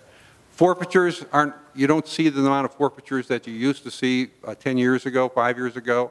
The laws have changed. The legislature has put in place that if you're not successful in your forfeiture, the attorney's fees may have to be paid by the state to the defendant. You're seeing it more and more difficult to get forfeitures through. And because of that, you're not seeing it nearly happen as often. But as far as a sum of cash, a large sum of cash in close relationship to drugs is forfeitable. And if they can show where that money came from, then that usually a forfeiture is resolved with that. Now, if they're dealing and selling drugs in a business type setting, they should have some basis to prove that money came from that business. If they can do that, the court's going to give them that, and probably the DA will, if shown to sufficient clarity, will probably dismiss their case. Again, it's going to depend on all facts and circumstances of the situation. We are suspicious if we find drugs and a lot of money that person is in the distribution or trafficking business. Representative Rosecrans, you are recognized for a question. Well, thank you. And DA Hermanson, thank you for coming out today. Thank you, sir. My question, first of all, just kind of general here. Why do you think that DUIs are going to double even after, 788 passed? First of all, there'll be more people that feel comfortable in smoking marijuana and leaving their home and having marijuana on their person. There'll be more people that will feel comfortable in not having to stay at home after using marijuana. There seems to be a feeling among at least some of us, and again, I'm not speaking for the people that are going to be using marijuana, just some of us in the area of prosecution, that we'll see more people smoking in vehicles and smoking perhaps at work or other places, and therefore they're leaving and going home at the end of the day, or leaving at a concert and driving somewhere. And because of the nature of the acceptance of medical marijuana, that we will see more of that. If you look at other states that have adopted this, that has proven to be so. That's all we can use as a basis, is what's happened in other states. Certainly with legalization, you see a lot of that happening also. In Colorado, saw their driving while drugged rates go up significantly with marijuana in the state of Colorado. For follow-up? And that leads right into my next question, so thank you. I was going to say, I've done a little bit of research on this, and I think we saw, from what I saw here, a 3% increase in non-fatal accidents. I wouldn't say that's necessarily significant, and don't forget also that they went recreational, and that's after recreational. So I was just kind of wondering maybe where you got those numbers from in Colorado. Yeah, I would take issue with your numbers, respectfully so. But the figure, the last study I saw, which was a nationwide study, has shown that drug driving, and this deals with all drugs, not just marijuana, but marijuana is a growing avenue of this area, has grown significantly in the last few years, and we're seeing much more of that. We're also seeing much more of children going to emergency rooms in states that have done that. That has increased dramatically because of overdoses and or ingestion of marijuana. So these are unintended consequences of the bill that we just need to address and find ways to protect those children. For a follow-up? And do you have any recommendations on how we as legislators can start looking into doing that? One of the things I mentioned was not allowing smoking of marijuana in a vehicle by anyone. It doesn't make any sense to, even if the passenger is smoking, to leave that secondary smoke available for the driver to be in. It doesn't make any sense that if they have to medicate, they can perhaps stop and do something along the way, or do that before they leave for wherever they're going. Again, this is medical marijuana, not recreational. There's no reason they should be driving down the roadway, putting other people at risk and smoking marijuana. I think that would be a huge step in that regard. Also, smoking marijuana in any public place and situation, subjecting third parties to the smoke or smell that they don't want to be subjected to. Thank you. Thank you. Thank you, Representative. Representative Loring, you are recognized for a question. Thank you, Mr. Chair. DA Hermanson, I'm really concerned about these unintended consequences. I mean, everybody here, I think, is interested in protecting those that are legally using and responsibly using the medical marijuana, but it certainly blurs the lines for people that are illegally using it or distributing. There are a number of statutes that I'm sure we have not found them all that directly contradict what is provided in 788. There are statutes that are going to need to be amended or repealed. There are going to be statutes that need to be put into place to enable law enforcement and prosecutors to protect society. Have you guys set up a task force? I know you often do, to do research, to help come up with proposed legislation to address these kind of issues? Representative, we have a legislative committee of the DAC that meets tomorrow. They are going to be looking at this issue along with others and trying to put together a package for the next legislative session. We could share any of that information with any of you wishing that at any time you may want it. Seeing no further questions for the committee, if the co-chair doesn't have a question. One, Senator Yek. I'm sorry, Mr. Chairman. You're recognized. Thank you, Mr. Chairman. A couple of suggestions that you offered. One was not smoking in vehicles, and also no edibles that would be attractive to children. Do you think if those were enacted, if those were made a part of this, that would be in any way in conflict to 788 as it's written now? I mean, there's language in 788 that talks about edibles. I don't think it talks about how they are designed and what they look like. So as long as they have access to edibles, again, I don't see how a person that's taking it for medical purposes is hurt by what it looks like. I don't see how they're helped because it's in a gummy form versus in a square that's nondescript type of square or medicine. So I don't know how that will limit what someone can use. It may affect their marketing of selling of medical marijuana. But again, the purpose of it is to treat an ailment. And to treat an ailment, it doesn't have to look neat. It should just be functional for what they need it to be.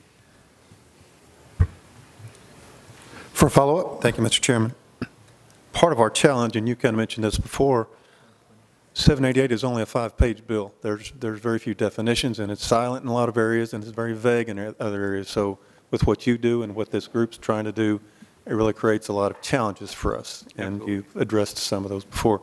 I had a question about outdoor or grow facilities in general. Do you have an opinion on whether or not those should be indoor or outdoor, or is that an issue at all?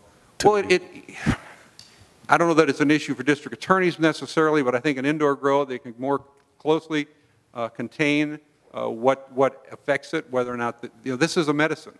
This is something that needs to be as pure as possible. It needs to be something that shouldn't have certain types of fungicide or other types of herbicides on it that would cause a problem for a user of it. It would stop places perhaps from being broken into and people taking their product, which would be good for the person cultivating it to have protection for that and help stop someone from stealing or taking those type of things. So there's a lot of logic for indoor growth. Certainly I would expect much of the home growth will be outside and inside, probably both. But as far as how it affects us as prosecutors, I don't know that it affects us one way or the other. Leader Copeland, you are recognized for a question.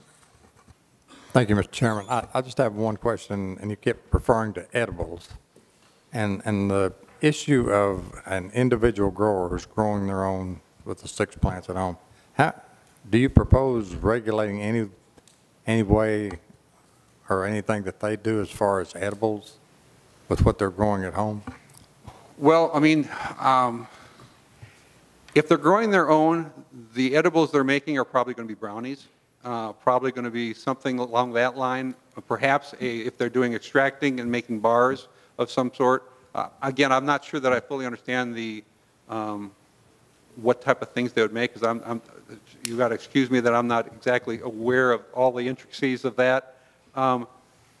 As long, again, there's still an obligation to protect the children, protect the visitor that doesn't know that brownie has THC in it, protect other persons. I would think that the major concerns we have with edibles are the store sold rather than personal use raised in your own grow. As long as the children in that house or the children visiting that house are protected. Mr. Co-Chairman, you are recognized. Thank you, and I want to go on the same line that Representative Copeland was on, and the concept of not advertising it or not making a product that appeals to children, to me seems kind of vague. It's more art than science, and I would assume district attorneys like to deal in black and white. Is it defined well enough? I mean, how do you prosecute a case of, we think your packaging appeals to children? Well, again, I used some examples when I gave my discussion earlier. You can put in there not have any animals, comic or other type, not have children characters, superheroes. You can draw it up in a way that would, it has to be somewhat specific, you're right. You cannot be general and expect the public to fully understand what it means. But we can look at other states that, as my studies have shown, that other states have put in place these type of protections, and we can copy those languages from other states. For a follow-up? So other states do have this, but we do not at this point. Is that correct? It is my understanding that other states, after the fact, have gone back and limited edibles from these type of children attractive devices or images. Thank you. Thank you. Seeing no further questions, I just have one question. Mr. District Attorney, we've had past dealings. I know how much you love your citizens in Kay and Noble County. I want to say thank you. You are actually the first elected official that I think we have had come up and speak to this panel. And I think you spoke frankly. I do want to tell you I had said earlier that there wasn't any pretext or it wasn't a loaded question. There was no pretext, it wasn't loaded, but I did have an opinion, and I agree with your interpretation of the state of the law as it relates to the later in time, and I'm happy to hear you tell the committee that that's the way you're you're interpreting it until it's changed by the legislature. I think since the people have voted on that, that's the direction we should go. And I just wanted to publicly say thank you for having that interpretation. In addition to thank you for coming to speak to this committee. And I guess my only question would be, it's not nearly as glamorous as a lot of the other ones that were hit, but Representative Fettgatter asked a question earlier today about whether or not we should eventually move these licenses to tag agents. You know, there are, everyone is available. There's over 3,000 tag agencies in the state of Oklahoma. There's one in all 77 counties. Very easy for our citizens to go to. They're used to getting them, would cut down. There's no doubt it would be quicker for individual license holders if it was the tag agent process than applying for the Department of Health. But you had brought up an issue that I hadn't thought of, and that is the copying of license, the counterfeiting, for lack of a better word. In your opinion, would be moving the licenses in addition to the other things quicker, more convenient? Would it actually help cut down on counterfeiting if we were to try to find a way to move those licenses to tag agents? Again, I'm not sure the science of that. I'm sure there are ways through the way the license will be made and the images that would be placed on it that are difficult for a counterfeiter to copy. Obviously, the level of skill among counterfeiters has gotten better and better, as we've seen with money and counterfeiting in money cases. I think anything we can do that will make it more difficult to counterfeit this would be to the betterment of the state of Oklahoma. But I don't know taking it, I don't think perhaps doing it as through the driver's license process would be necessarily bad. I think the science can be put in place there. It just because the driver's license, we have a desire not to have those counterfeited also. So as long as proper protections are in place, I don't think we care where those licenses are gathered. Well, thank you, Mr. District Attorney. Thank you. Seeing no further questions, thank you for your presentation, for your time. Thank you. Members, we will have our final presenters. At this time, we have already heard from both state law enforcement. We have heard from our District County's council. We invited both rural local law enforcement and metro local law enforcement.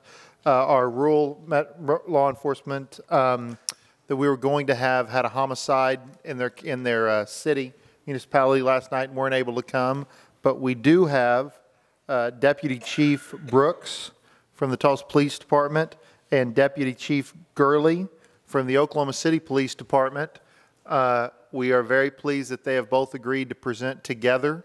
They have some members from their team that if they need so, they can introduce. But I would like to thank both of them for taking time out of their very busy schedule, protecting and serving us, to come give this presentation. And I would like to thank them for giving it together. As if I have any theme, it's working together. And I appreciate seeing that you guys have come up and are willing to present to us as a group. And I thank you for your time and thank you for doing that. So at this time, I'd like to recognize Deputy Chief Brooks and Deputy Chief Gurley. Again, I want to say thank you for this opportunity to come here. I am Deputy Chief Jonathan Brooks of the Tulsa Police Department. Deputy Chief Wade Gorley of the Oklahoma City Police Department. So we do want to thank you because we know you have a difficult task ahead of you on a very complex issue that is for all Oklahomans. Before we begin, though, a couple disclaimers.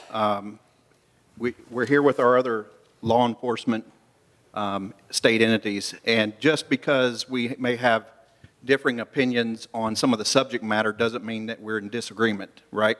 It means that we face different issues, okay? The second is we're not here in any attempt or fashion to negate State Question 788. We understand the confines of what the voters voted on, and we're here to help improve that. And then finally, as Mr. Chair already mentioned, we're here as a team. We're here as the Tulsa Police Department and Oklahoma City Police Department, the two largest metropolitan agencies that serve Oklahoma.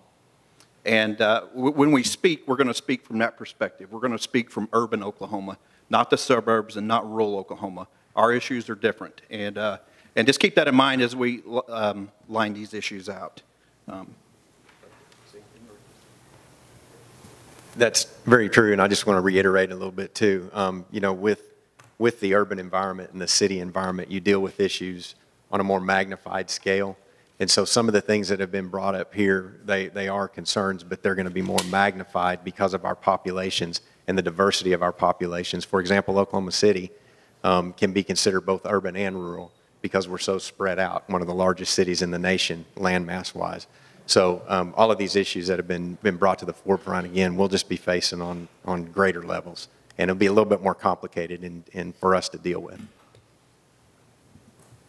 And before we jump right into it, I do want to introduce, with me today, have our Special Investigations Commander, Major Luther Bashirs.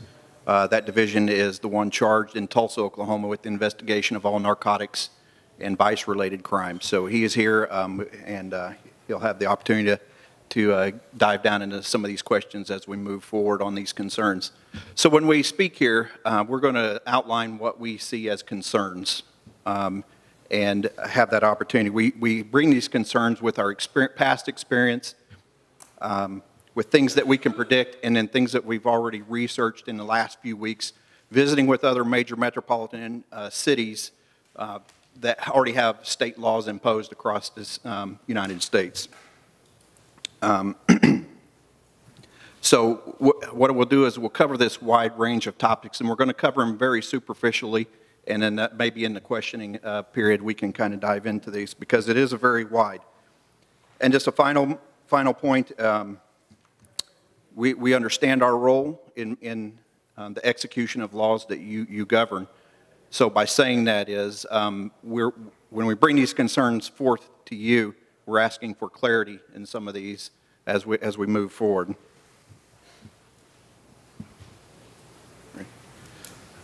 The first topic we want to talk about is home grows. As we look across our communities and urban environment, the home grow is going to be one of our largest areas of concerns. We would stand with the Interagency Health Committee on either the prohibition or serious restrictions of the home grows, and here's why. In other states, this has been the leading market for leading area for black and gray markets. What it has allowed is organized crime and drug traffickers to avoid the statutory laws that they already have in place or to circumvent those. It results in the purchasing and renting of houses in neighborhoods and using those homes for grow facilities. What comes along with that is the toxicity of mold, chemicals, pesticides, and fertilizers that are unaccounted for. So from our concern, what we'll see is the uncontrolled growth, the uncontrolled quality, processing, distribution, and even uncontrolled use when it comes to the home grow method. There are options in lieu of just outright prohibition. There are opportunities for serious restrictions, including a separate licensing or considering them to be one of the growing licensing avenues in that area. So as we look at that kind of leads into that. In addition, it was mentioned earlier, speaking about the home grow or the growers in general, of whether they should be indoor or outdoor. From the metropolitan perspective, we would like to either have it restricted to indoor only or allow the municipalities to govern how it's grown in their local cities. In addition to that, and to finish on the growing part, is there's been some discussion, but you have to forgive me because I haven't been involved in all of it, but some type of seed-to-sell system that can reduce the illegal diversion of this drug. And what basically that is some type of inventory tracking that tracks the product throughout its entirety from initial growth to the sale.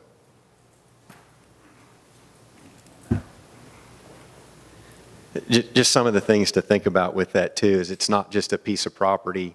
You're talking about a single-family house sitting on an acreage or a lot, a city lot, to where it doesn't, there's not as much persons around them. It also affects the multi-housing family units like apartments, condominiums, things like that, where you have people a lot closer together, a lot more access beyond what's intended for that person as well. And to cap it off, some of the safety concerns, and it was mentioned earlier, is what we've seen in other cities is this butane extraction method or other extraction methods that are extremely volatile, and have the potential for explosions in neighborhoods. And that's something that we would also definitely foresee the ability to either prohibit or restrict within our communities. The next issue is the possession limits. Currently, person's allowed to carry 3 ounces upon their person, and I know you know all the rest. Listening to those discussions, though, if you understand what 3 ounces mean, it could be a variety of things, but from what I've heard from the medical field, 3 ounces is about 85 what would be considered user dosages. And our concern there is this, is that we don't want at any point someone just in their neighborhood or on the streets with 3 ounces of marijuana. This will attribute to the black market and allow illegal transactions, and it'll give the opportunist the opportunity to, under the guise of the 3 ounce rule. In recreational states, their limits are much less than that.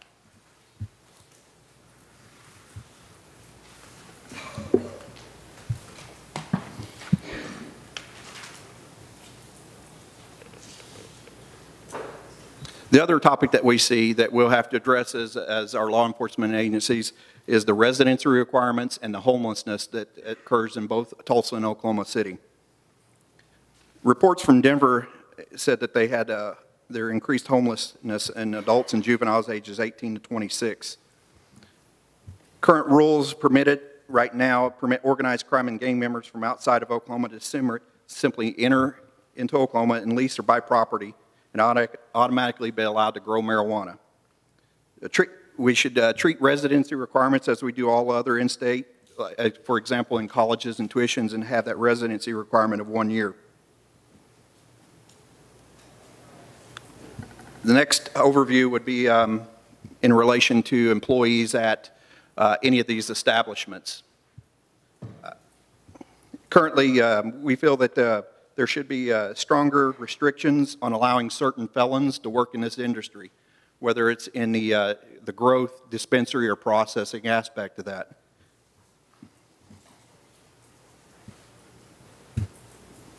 Second, and there's been a lot of discussion on this about the tag agencies and various forms, but some type of tracking system, because the intent is if a patient or anybody goes in to a dispensary, set those limits on how many times they can go into the dispensary per day, per week, or any unit of time, and establish those limits of what they can buy over a period of time.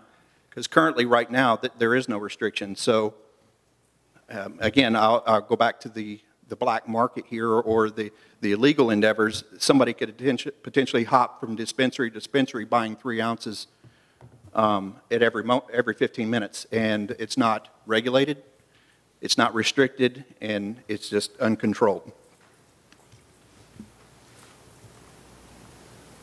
I think one of the best ways to think about this that I've seen in Oklahoma City is part of what's called Major Cities Associations, the Major Cities Chiefs Association around the country.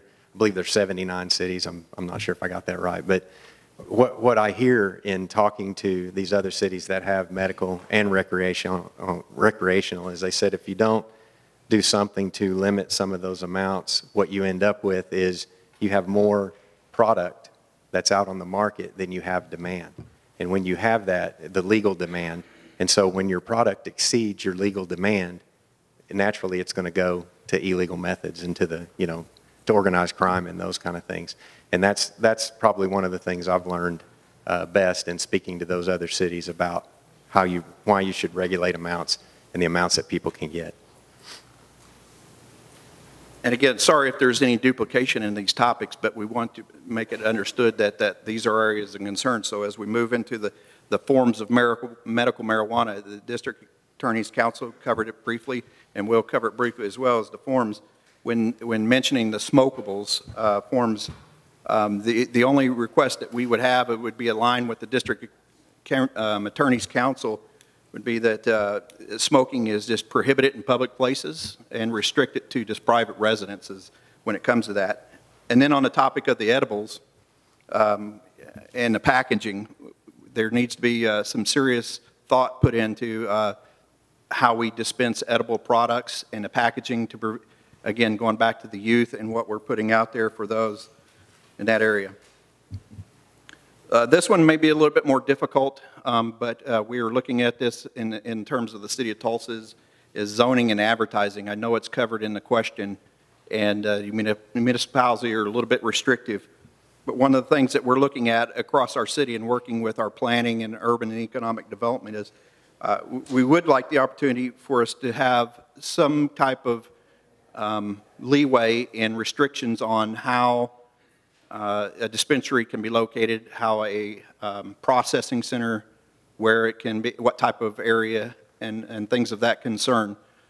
Because what we see in other states is it's not only, those aren't necessarily the issue. Sometimes it's the ancillary shops that set up next door that contribute to crime problems, especially when they start operating in a cash business and providing a safe environment for our patients to go and get their medical product that they need. DUIs, obviously, that's the big topic for both of us. As we have a lot of people in a concentrated area, that's one of our significant problems. Impaired driving, it's been covered, so we'll just go through that. And this was brought up in the very beginning about employment. We're in a unique field, law enforcement, and basically public safety in general. And what we would like to see is to be more restrictive in our employment standards, and when it comes to what members of public safety are allowed to be a patient or a card member or anything like that. So that's something that we would ask to be for consideration. It was alluded to earlier, but one of the things that we would also request is some type of, and I don't know the plans, some type of regulatory agency to oversee all this. In the alcohol world that's been talked about, we have the ABLE Commission, and they restrict, they govern the license and sales and distribution of liquor. We would request something similar to that in terms of medical marijuana. And when that is set up, then there's some kind of reporting requirements when there's violations to the local law enforcement. That way we can work jointly to make sure that everything that's being delivered in terms of the medical aspect is safe and legal. And finally, to close out that section was if there's some way or provision that would allow municipalities to regulate the hours of dispensaries in addition to the zoning. Anything on that? Okay, same thing. It was covered extensively in the DA's council, but due to the conflicting laws, there are several amendments, revisions, or addition to criminal laws that will need to be made to reduce the conflict. For example, if someone else is using another party's license, there would need to be some type of statutory requirement for that. What about the issues like they faced in some other states where doctors are prescribing patients without even seeing the patient? Now, it's our understanding that, when somebody's under the medical marijuana, they have a relationship. It's a doctor-patient relationship, and so that should exist, and then their treatments are monitored by that doctor. And there's several others on that. So finally, I'll wrap this part up, and then we'll jump right into the questions, because I'm sure now there's going to be more questions as you listen to some of this of what our concerns are. But if nothing else, what we would ask for is, even if this group could allow time for all the other agencies to get things correct, because again, I'll go back to, we know what the will of the people were on that vote. They voted for medical marijuana. They read the statute when they walked into the ballots, and that's what they voted for. Now they're depending on us, even police world, and all the other agencies, to get the details correct, to make sure everybody's protected, whether it's in health or their public safety, which is our area.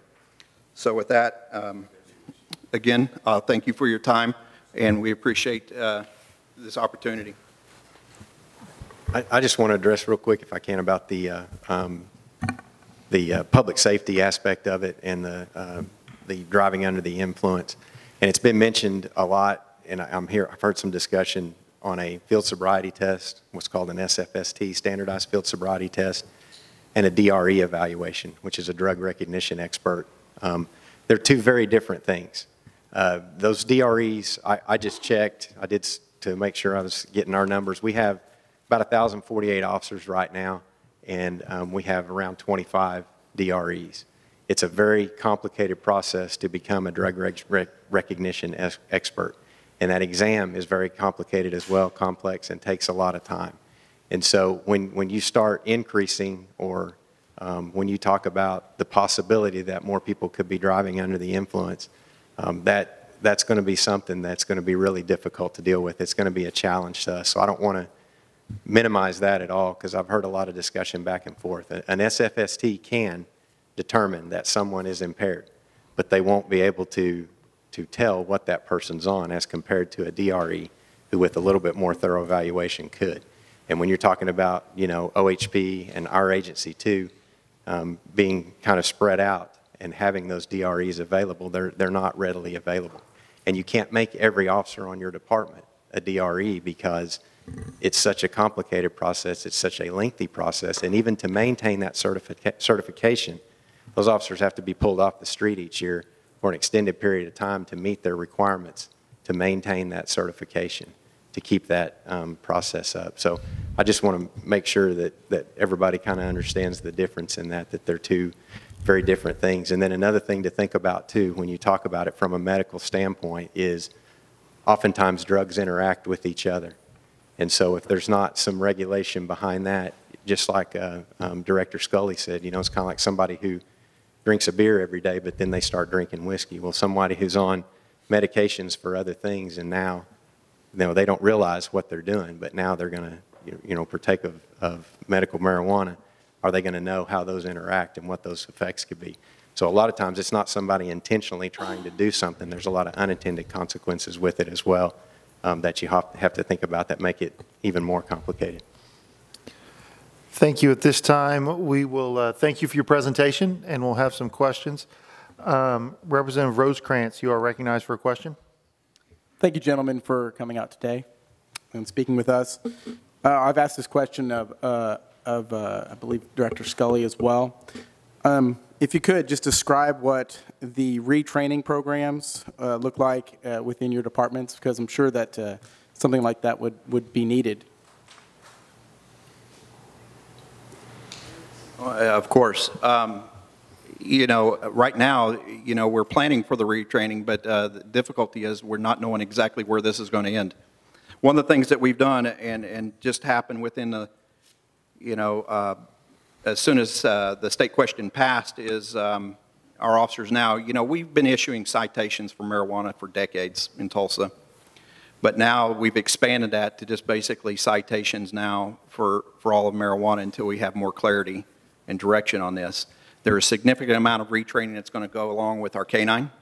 In fact, we've already making the consideration of, for lack of a better word, retiring some of our K-9 and doing the replacement and retraining on that. And Major Bashirs, who handles the entire narcotics investigations within his unit, and feel free to jump in, can elaborate on any of the training that's going on that specifically relates to drug crimes. Major Bashirs, you are recognized if you'd like to give an answer to, or response to that question. So there's two schools of thought for law enforcement nationwide in researching this.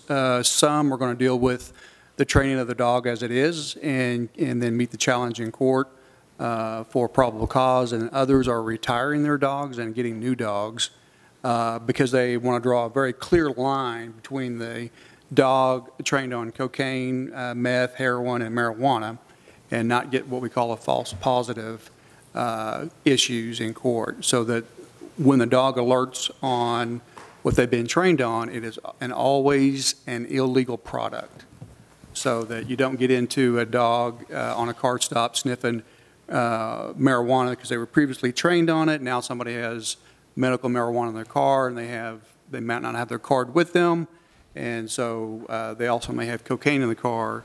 So you want the dog to be able to be clearly trained on what they're intended to do and not have a canine handler trying to interpret what the dog is hitting on when they're trying to retrain a dog to not hit on something that they were once previously trained on. Does that make sense? So what we're looking at Tulsa is working with CLEAT because right now marijuana is not optional for training for canine dogs because it is one of the 4 standards. We're trying to make the 4th standard of marijuana optional so that we can purchase new dogs to just hit on the other 3 elements. Okay. For follow-up? Thank you for that. Also, and thank you for explaining about the drug dogs. I was kind of wondering about the canines, but also about just rank and file officers going out there and viewing this more as a medication rather than as a dangerous drug, if you don't mind clarifying that. Right, and that's the other big one is we can't forget that the standard officer on the streets taking these calls.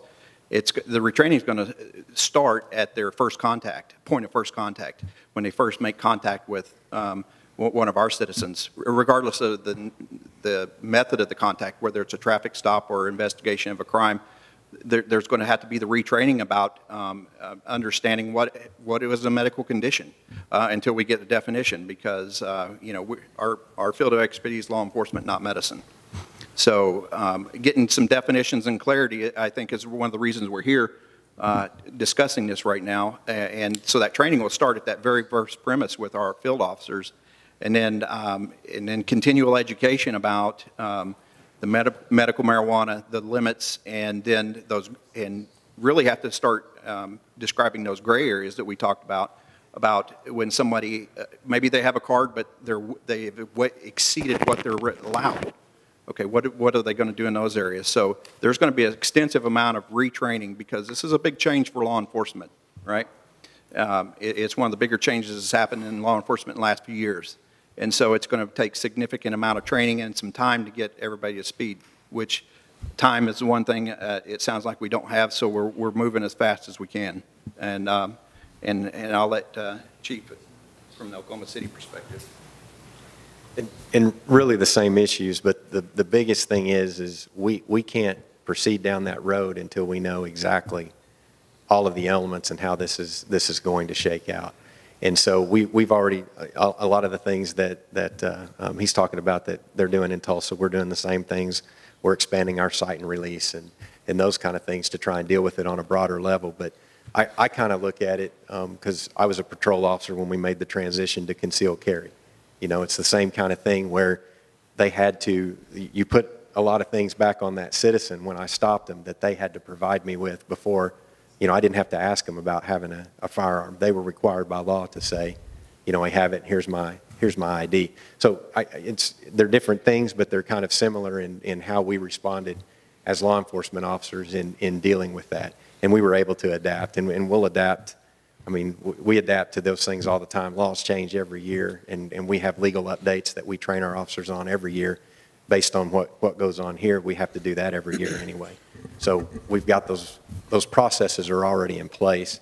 Once we have the information finalized, we have a way to distribute that and start doing that. Gentlemen, thank you so much. Thank you. Members, more than half the committee is in the queue, so if it takes me a little bit to get to you, know that's kind of what we're doing. Taking them in the order they were recognized. Representative West, you are recognized for a question. Thank you, Mr. Chair. Thank you both for your service. You guys, you mentioned time, you mentioned training, you mentioned the homeless population increases. As officers and supervisors, what do you see as your number one concern or maybe biggest obstacle as we implement medical marijuana, and what would you recommend we do to mitigate this? That's a pretty big question. Thank you for that. So the first thing is there's so much confusion in every group that you talk to, right? I've personally visited with our doctors in our community. I've visited with the community and seeking advice on how we proceed in Tulsa, Oklahoma.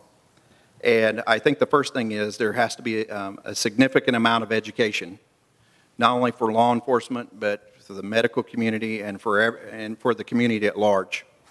Without that, it'll be very difficult moving forward.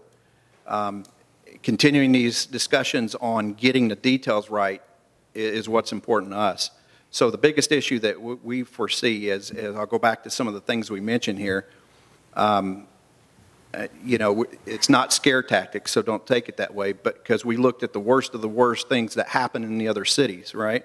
And we look at how did your crime change, okay? Because that's why we're here. We're here for public safety and crime reduction. So when we look at how their crime changed and we listen to these other cities, about the crime at the robberies at dispensaries and things that nature. Those are the things that we're planning on, and those are our biggest concern, because what we want is a patient that has a need under doctor's care. We want them to be able to go and get that, not become a victim of a crime, and be able to return to their house and address their health issue. So that's some of our biggest concerns when we look at that. And the other concern is, obviously, you know, the black market is here with marijuana right now on us today. It's being sold, and we all know it. And that's not going to go away. So what we don't want is to see the medical patients being taken advantage of in that realm, becoming, like I said, I'll just attribute it back to them becoming victims of crimes and things of that nature. So. And that is a very difficult question to answer, because, and I'll say from an administrator standpoint, you know, as a deputy chief, I think about, it's easy to think of some of these circumstances and these problems when you're in a room full of people that you can ask and get guidance on, but which is all the more important why the law has to be as clear as possible, and it has to address a lot of these concerns that make it easier for those officers to enforce. And the reason that becomes such an issue is it's not the officer that's working day shift and has access to a lot of resources out there. I get more concerned with my supervisors and my officers that are out there trying to make a decision at 2 and 3 o'clock in the morning, or there's just been an accident and somebody's injured and now they have to make a decision on how to proceed. Those processes need to be very clear for them, and they need to have very clear guidance, and they need to have statutory authority to address those issues when they're out there by themselves in the middle of the night. And that's why I think when you look at 788 as it is very broad. And a lot of the issues that everybody's come up here and talked about, if you get to the root of it, that's where it is. Nobody's saying that there's not a medical need, that there's not somebody out there that could benefit from this. But with every well-intentioned idea comes unintended consequences. And I think as legislators and as us in law enforcement, we have a responsibility and a duty to respect to protect our citizens and make sure that some of those unintended consequences don't affect them on a daily basis. Okay, thank you. Thank you, Representative. Representative Fettgetter, you're recognized for a question. Thank you, Mr. Chairman. Thank you, gentlemen, for being here today and all you do in protecting our citizens and the communities you serve. You made a couple of statements that I just need you to wrap a little meat around the bone for me, if you would. One of the requests was that certain felons not be allowed to work in the industry. Could you tell me what you mean by certain? Define certain for me. Absolutely. Thank you for that question. When we look at certain felonies, we're talking about the more serious felonies, violent felonies, including, I'll give you a couple examples. First of all, any violent offense, right, is defined by Title 57, Section 571. We also would suggest including manufacturing and endeavoring to manufacture, distributing, or possession with intent of narcotics into that category.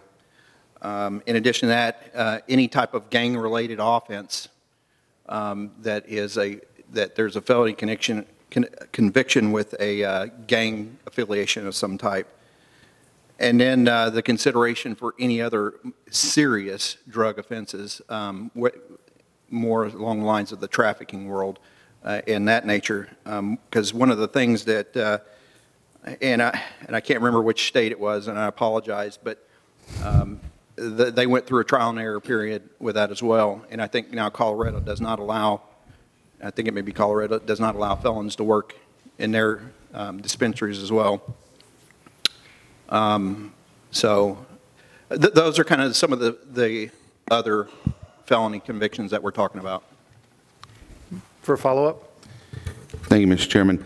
The second one was when you were talking about dealing with zoning, and you made the comment, and I'm paraphrasing because I can't quote it exactly, but you said something to the effect that you're seeing crimes in areas where other businesses move in next to a grow facility or a dispensary or something else.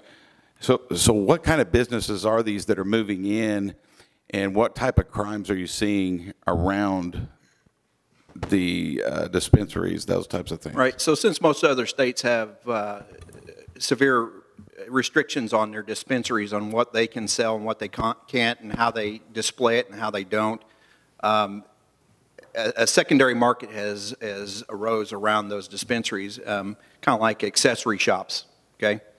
And when those accessory shops set up near, next to, or in the vicinity of some of their shops, that's where they're seeing the congregation and the loitering and the crime issues that are developing ancillary to the dispensary. So it's not directly related to the dispensary or the medical marijuana itself, or even recreational marijuana in a lot of cases. It's the trickle down that they see going on at these second shops. Does that? Yes, thank you. Okay. Leader Copeland, you are recognized for a question. Thank you, Mr. Chairman. Gentlemen, I got two easy questions. Yes or no answers probably will work. Did I understand you to say in your presentation that you were in favor of the prohibition of anybody dealing with public safety being prohibited from using medical marijuana? Yes. Yes, and we're bound to, by the federal law with the firearms, but there's other employees, we have that we just think that's going to create a lot of issues for us going forward as well, like ambulance drivers and anybody dealing with all of us should be prohibited from using or having a card to use medical marijuana, correct? That's just my opinion, Okay. But I would say yes when you're dealing with public safety. Especially in our world, we know how, policing is difficult and decisions have to be made rapidly. And I think we've heard testimony on the effects of some marijuana and the speculation that the officer is not to the peak of his performance post an incident, could be anything. We don't want that suspicion upon our profession. All right, my second question, or follow-up, Mr. Chairman. For a follow-up? My second question deals with impairment and that whole issue, and DREs. And earlier in a presentation, I can't remember who made it, I think Department of Public Safety said that their sobriety test, the initial one, was about 50% accurate from just a officer, but the DREs were better. What's the percentage? Do you have a percentage of how much more accurate an analysis of a DRE is on that? Are they like 60% effective, 75, 80? I mean, I know they're not 100%, but do you have a percentage? Sorry, sir, we do not have the percentages on that. I couldn't even attribute to the effectiveness of the standard field sobriety on the numbers that were mentioned earlier. But as Chief here mentioned from Oklahoma City, their DRE program, we're a little bit smaller in Oklahoma City. We have right under 800 officers, and we have even fewer DREs. That program is very rigorous, and it's a tough program to go through. And I just don't have the numbers on that. For a follow-up? Thank you, Mr. Chairman. But you don't even have an estimate. I mean, these people are going through this program that's so tough, and you surely have some idea of how much more accurate they are. I mean, if you can't even determine the difference in accuracy between them and a normal officer, why go through it if it's that difficult? Well, maybe this will answer your question. The reason we have the DREs is to be more successful in prosecution, okay? when an officer encounters something that's unknown and it's beyond the limits of a standard field sobriety, that's when a drug recognition expert's called in. And the reason is as behind they start understanding the physiological responses and things that the standard officer is not trained on, and identifying those and being able to articulate those for when we present that to the district attorney. Now, I would speculate that since we still keep that program in place, it is successful. But to give you an exact percentage, I just can't right now without a little bit of research. And I just want to say, for clarifying for my answer, is I don't know what those are. That doesn't mean those don't exist. I have a DRE coordinator that at my agency that's over all my DREs, and he's also the state coordinator. And if I had him up here in front of you, he could answer anything you want about it and give you the science behind it and the whole deal. So that information does exist. It is out there. I just don't know what it is. I'm not a DRE. Thank you, Representative Bush. You are recognized for a question. Thank you, Mr. Chairman, and I have two. First of all, thank you, Deputy Chief Brooks and Major Brashears for coming. I've had the pleasure of working with you all for several years, and I know what a good job you all do in Tulsa. My first question kind of pertains to some of that. I know we have a robust Alert Neighbor program as well as Crime Stoppers, which engages the community.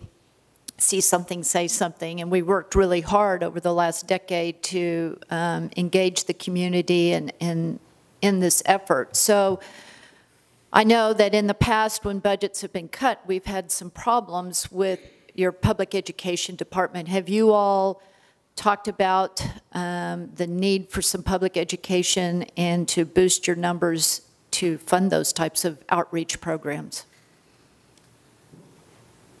From our perspective, yes, we have. We've talked about and we're working on our public education on what we want the community. We've already been out talking about 788 in the community. There's a lot of things that are left unanswered because we still don't have that clarity. The issue that we face in Tulsa, though, is our funding. Right now our concern is getting our authorized strength back up to where it needs to be. If you know anything about Tulsa, we're in a growth phase right now.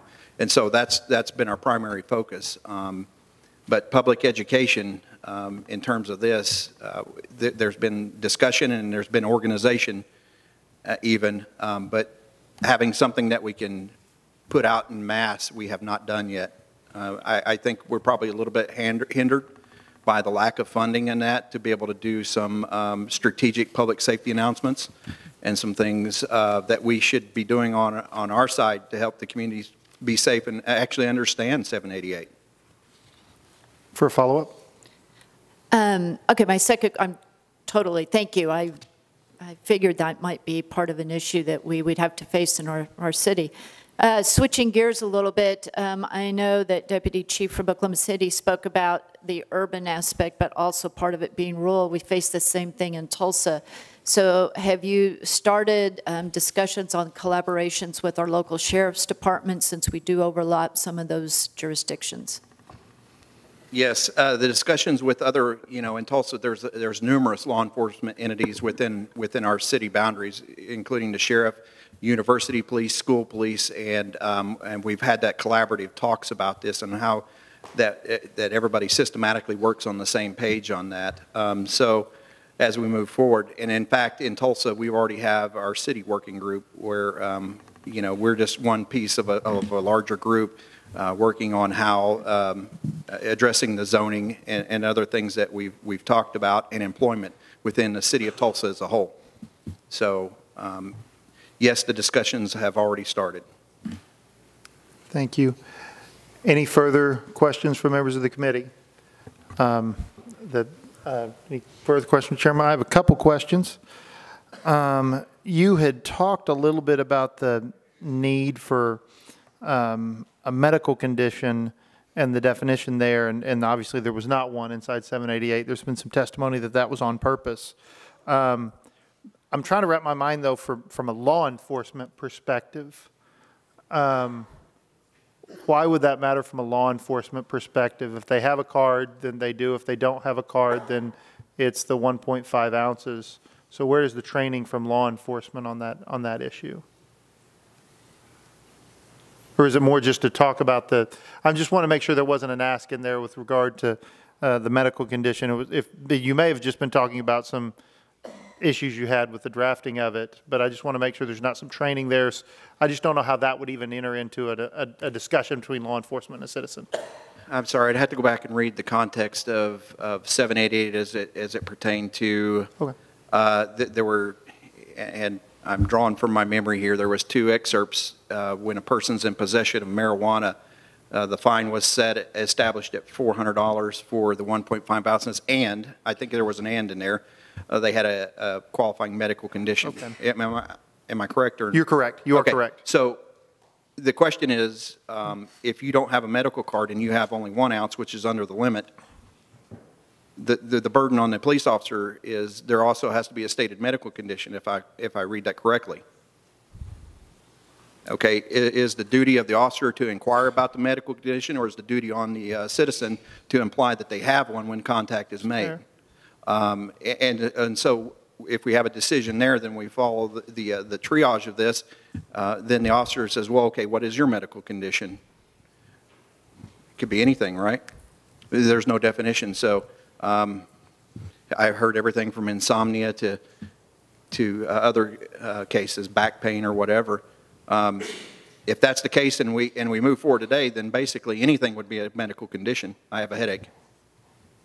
I mean, so that was kind of the point on that medical condition, I think. Okay. In context, that answer makes sense. Mr. Gurley is an Oklahoma City guy. I feel the need to ask you whether or not medical marijuana poses more of a danger than rogue scooters in downtown Oklahoma City. But I don't know that we need to go there, and my buddy Mayor Holt is probably going to send me an angry text over that. But no, and in all seriousness, I don't have any further questions. I want to tell you both thank you. I am an Oklahoma City guy, so I work closely with the Oklahoma City Police Department. You have done your best to be responsive always for my constituents when I've been here. I want to take this opportunity to tell you publicly thank you for all that you've done, and for Tulsa PD. Representative Bush has told me a lot about what you have done in order to do that, and I want to take this opportunity to tell you thank you for that, and thank you for the presentation today. We appreciate you very much. Members, we will be meeting again on Wednesday at 9 a.m. per the usual. I will get with the co-chair, Senator McCourtney. I am going to take a brief moment, and by brief I mean 60 seconds of personal privilege to let the membership know, because I'm getting this question from my committee, kind of where my thought is in this process.